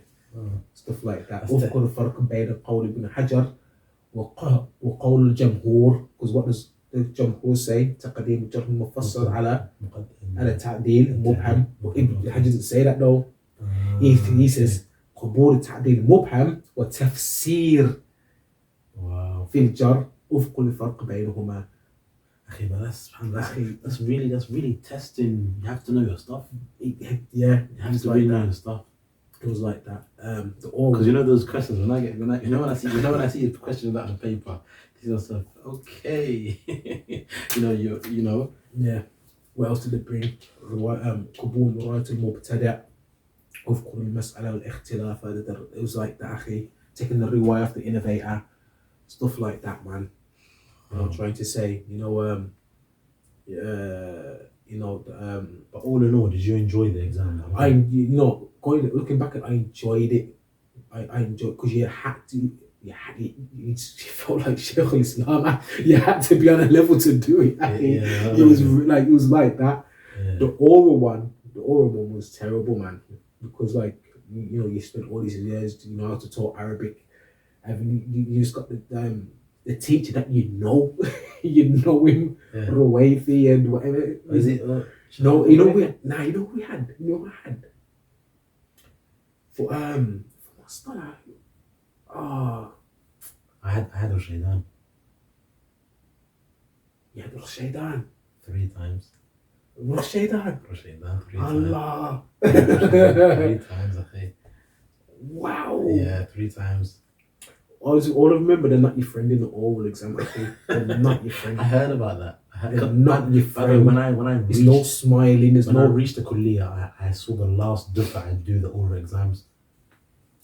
I walked out there thinking I failed. I'll be honest with you. I wasn't as confident as I was when I took the written one. What did they ask you? That's what I wanted to know. They asked me a lot of questions in Mustalah. Oh, they asked you questions with regards to Mustalah? Yeah. They asked me a lot of questions about Mustalah. What else? The questions were daqiq as well. What else? There was definitely a lot of questions in Muslim. There was definitely question naqd as well. Oh, okay. Naqd al-rijal, which I struggled with. I struggled to deal with those questions because I just thought he was just asking me about takhrij. That's just how I had it, and he wasn't really asking me about that. He's asking me about naqd al-rijal. You understand? Yeah, which is a whole like which you done it part to the back. Yeah. Basically. Worst subjects. Yeah. Hated it. Oh man. Anyway, so You know what else? Manahij al-Bahth. I hated that. Asked me stuff about that. I hated that subject. Oh my I hated god. it, akhi, man. I know you get that in your first semester as well. Exactly. Oh, I couldn't wait for that lesson to finish. Specifically that one. Because it's just, Definitely that. What else? They asked me about Anwar Tadris. Okay, so that's like Turq al-Tadris and stuff like that. Okay, yeah. Yeah. Tadris fil Isnad. Tadlis. I was like Tadris Tadlis. fil Isnad. Okay, yeah. There was, I can remember, actually, a bunch That's of a lot things, of stuff kind of There's a lot of there's Mustalah based questions. Basically, there's just questions about. Majority of the questions were about was basically deconstructing Isnad, basically. Okay. That's a few questions about certain ashkhas in there. I know certain people got certain questions as well about certain individuals. And did you get asked as well? Yeah, Ibrahim Rahili, man. Oh, so you got asked as well? Yeah, man. Okay. But all in all, what I want to know is, like, you've done that now. You've got asked the question. What happened next? I think after I'd done it, like I told you, I didn't check the results either. Yeah. I think by then, after I'd done the exams, I kind of was just trying to calm down, and it just kind of hit me like, I can't really do this for another 4 years and leave my families in the West Side, because I had no plan of how to bring anybody back. Yeah. As you know, in the Jami, it's difficult to plan, especially things that involve finances. Yeah, definitely. If you ain't got no backing or nothing like that, then certain things are out of the question. It's just not happening in general.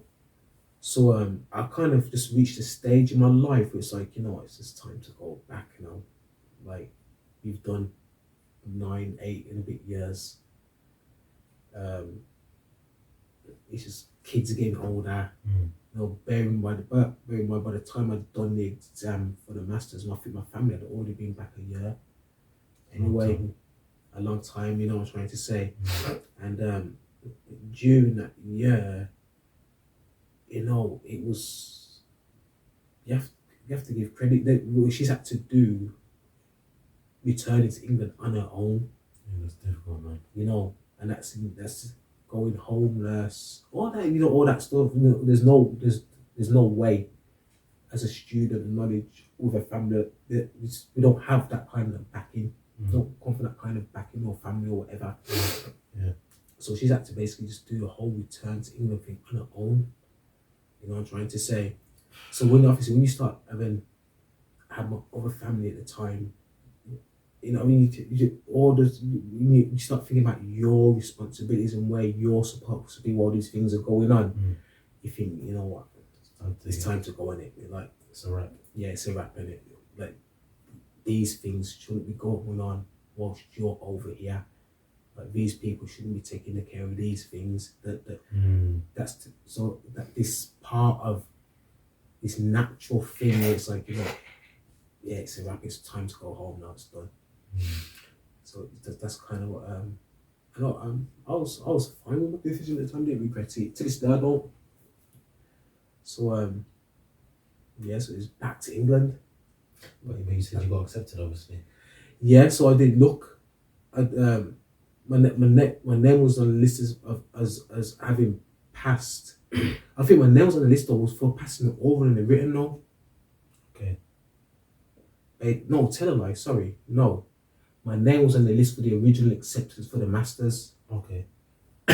tell a lie, because you have to get selected in order to actually do that. to do the Yeah. exam and all Yeah. that stuff there, and I put out a list.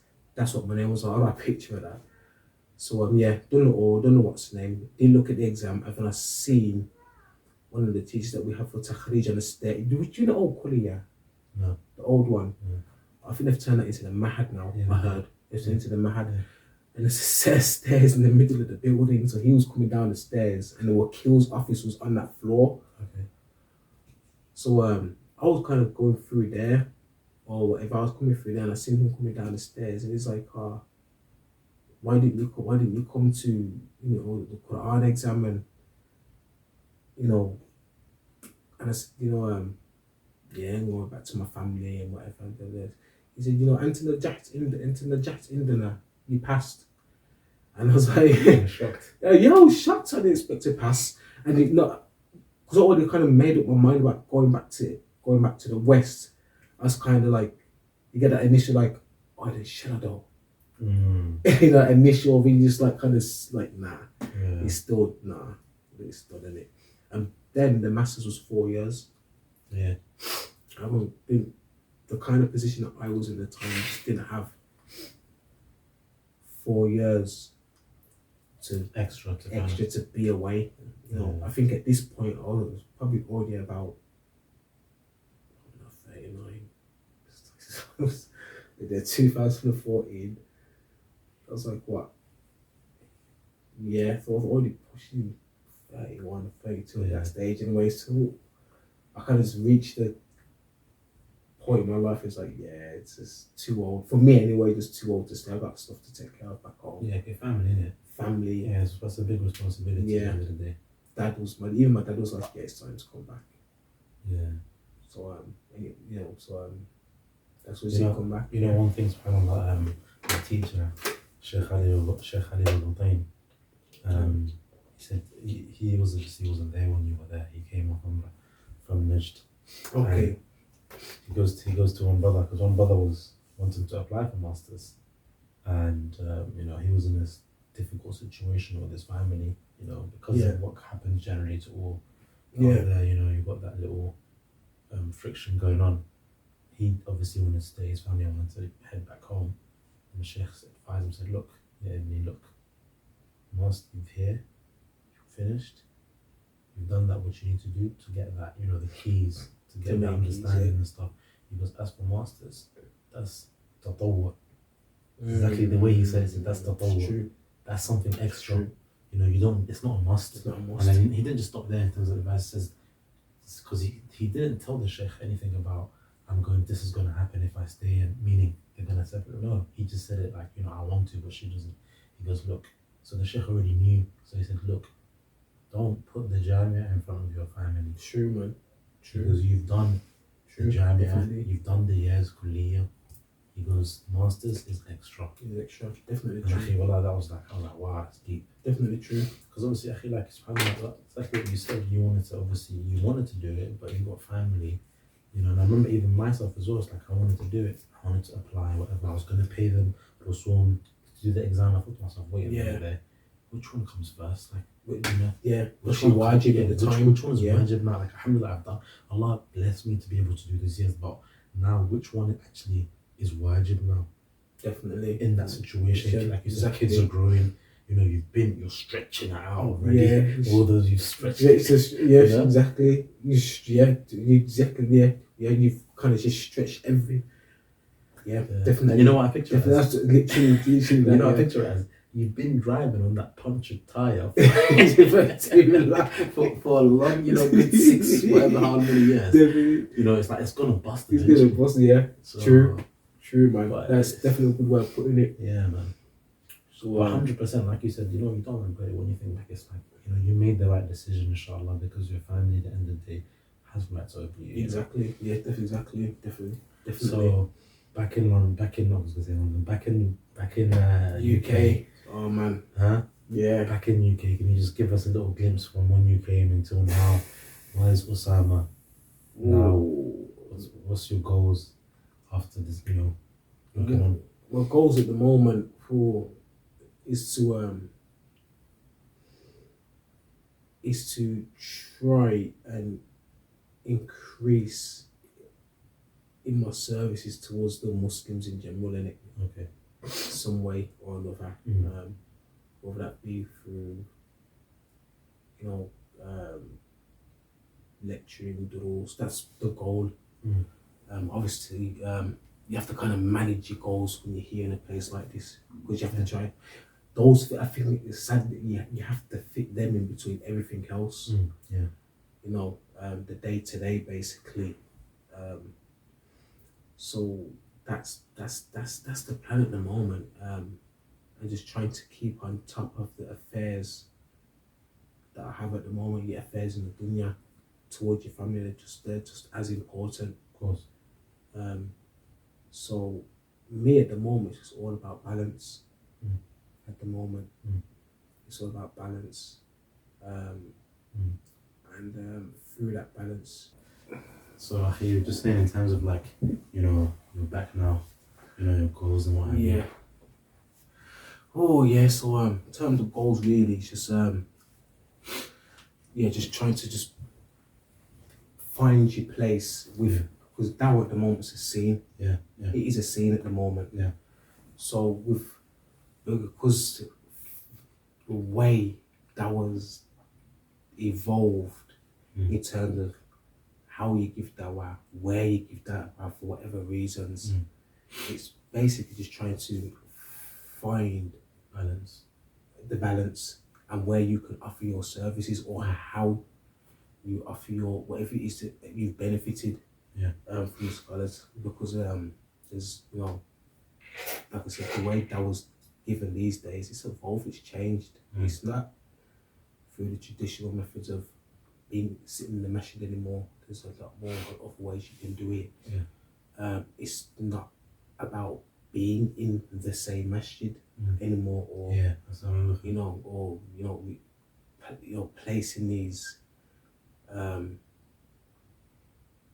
in some cases unwarranted restrictions, if you want to call it that. You know, you can't teach in any other masjid apart from this masjid, or you know, certified masjids, if that's what they call them, or whatever they want to call them. You know, end of the day, your ajr is with Allah Azza wa Jal, and that's basically what my focus is at the moment. It's basically trying to get the ajr from passing on what I have.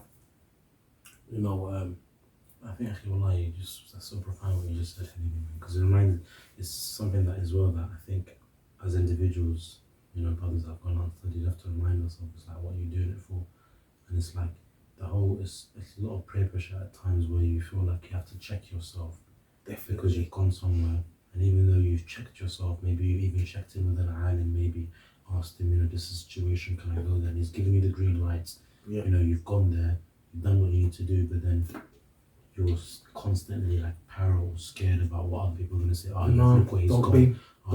He's participating with these individuals. Or this, no this, way. that. Nah, don't you know, be. he's done a conference. You know, he's No, don't be the first. Don't be. You know, don't look at the blame of the blamers, in it. You know, your ajr is with Allah Azza wa Jal. Understand? You know, your ajr and your reward is with Allah Azza wa Jal. You make your call towards Tawheed, ala tariqat al-anbiya wa rusul. Understand? The places where you're delivering that da'wah, delivering those services. You know, not people who are ma'anidun or have enmity towards the people of the sunnah or the sunnah. You know, and so on. So you go and teach the people. You go there, you spread the message to them, you give them, you understand, the sunnah, you give them da'wah, say their fear as much as you give them to, but you're not gonna offer those services to those people or deliver that message to them just because of some, understanding, that you shouldn't be giving dawah here. You should, your ajr is with Allah Azza wa Jal. The command is to call to Tawheed. You understand? 100%. Yeah. So that's what you go and do, akhi. You understand? As for fearing, what this one and that one says, akhi, that's when you have to really start checking yourself. And looking deep down inside, like, what did I do this for? You understand? And you know, and you also, you know, I mean, what did you travel and spend? What did you go for the effort for? It's true. All those hardships for, just to say, you know, I'm not going to give dawah there because, you know, these are, that I can't give dawah there, or I shouldn't give dawah there. Akhi, just nah, man. You know, think about your hereafter. It's true. Think about your hereafter, akhi. You understand? I can't aktasib al-ajr. You understand? But these individuals can. That makes no sense, akhi, at all. I'm supposed to restrict myself from getting ajr, but understand? 100%. No way, akhi. No way. No.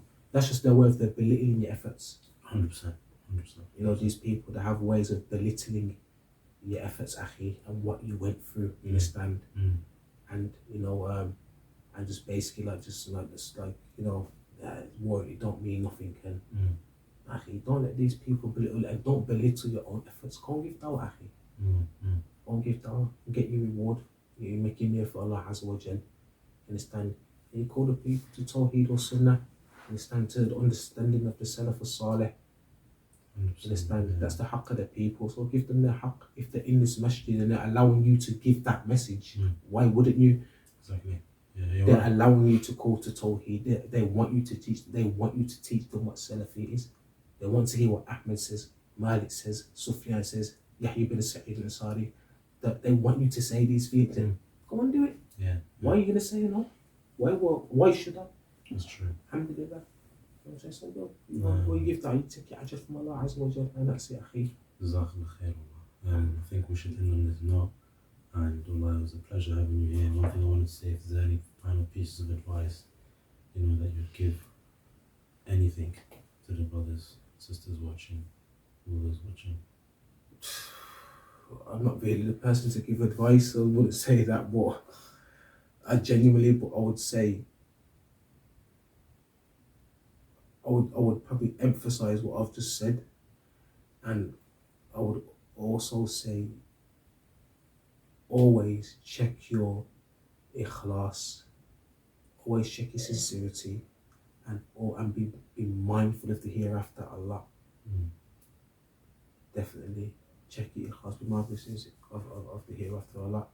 And I would add to that, try to become a sahib of the Quran. Be somebody who's connected to the Quran and the sayings of Allah Azza wa Jalla in the Quran. You know, and trying to read the Quran as much as possible, because that opens up a lot of internal doors and it solves a lot of internal battles, especially for people who are struggling. So definitely ikhlas, be mindful of the hereafter, and build a connection with the Quran. Definitely. We're in a society and a place where we have to remind ourselves of these things as much as possible, akhi. You know, Allah musta'an. Jazakallah khair, habibi. It's been a long one, taking up a lot of time. Akhi. I don't start work till 5 o'clock, so I just get I stay up for Fajr, and after that. Alhamdulilah. That's more like, man. May Allah reward you. سبحانك اللهم وبحمدك جزاك الله خير. Good to see you, man. Long time, man. جزاك الله خير. سبحانك اللهم وبحمدك اشهد ان لا اله الا انت استغفرك واتوب اليك.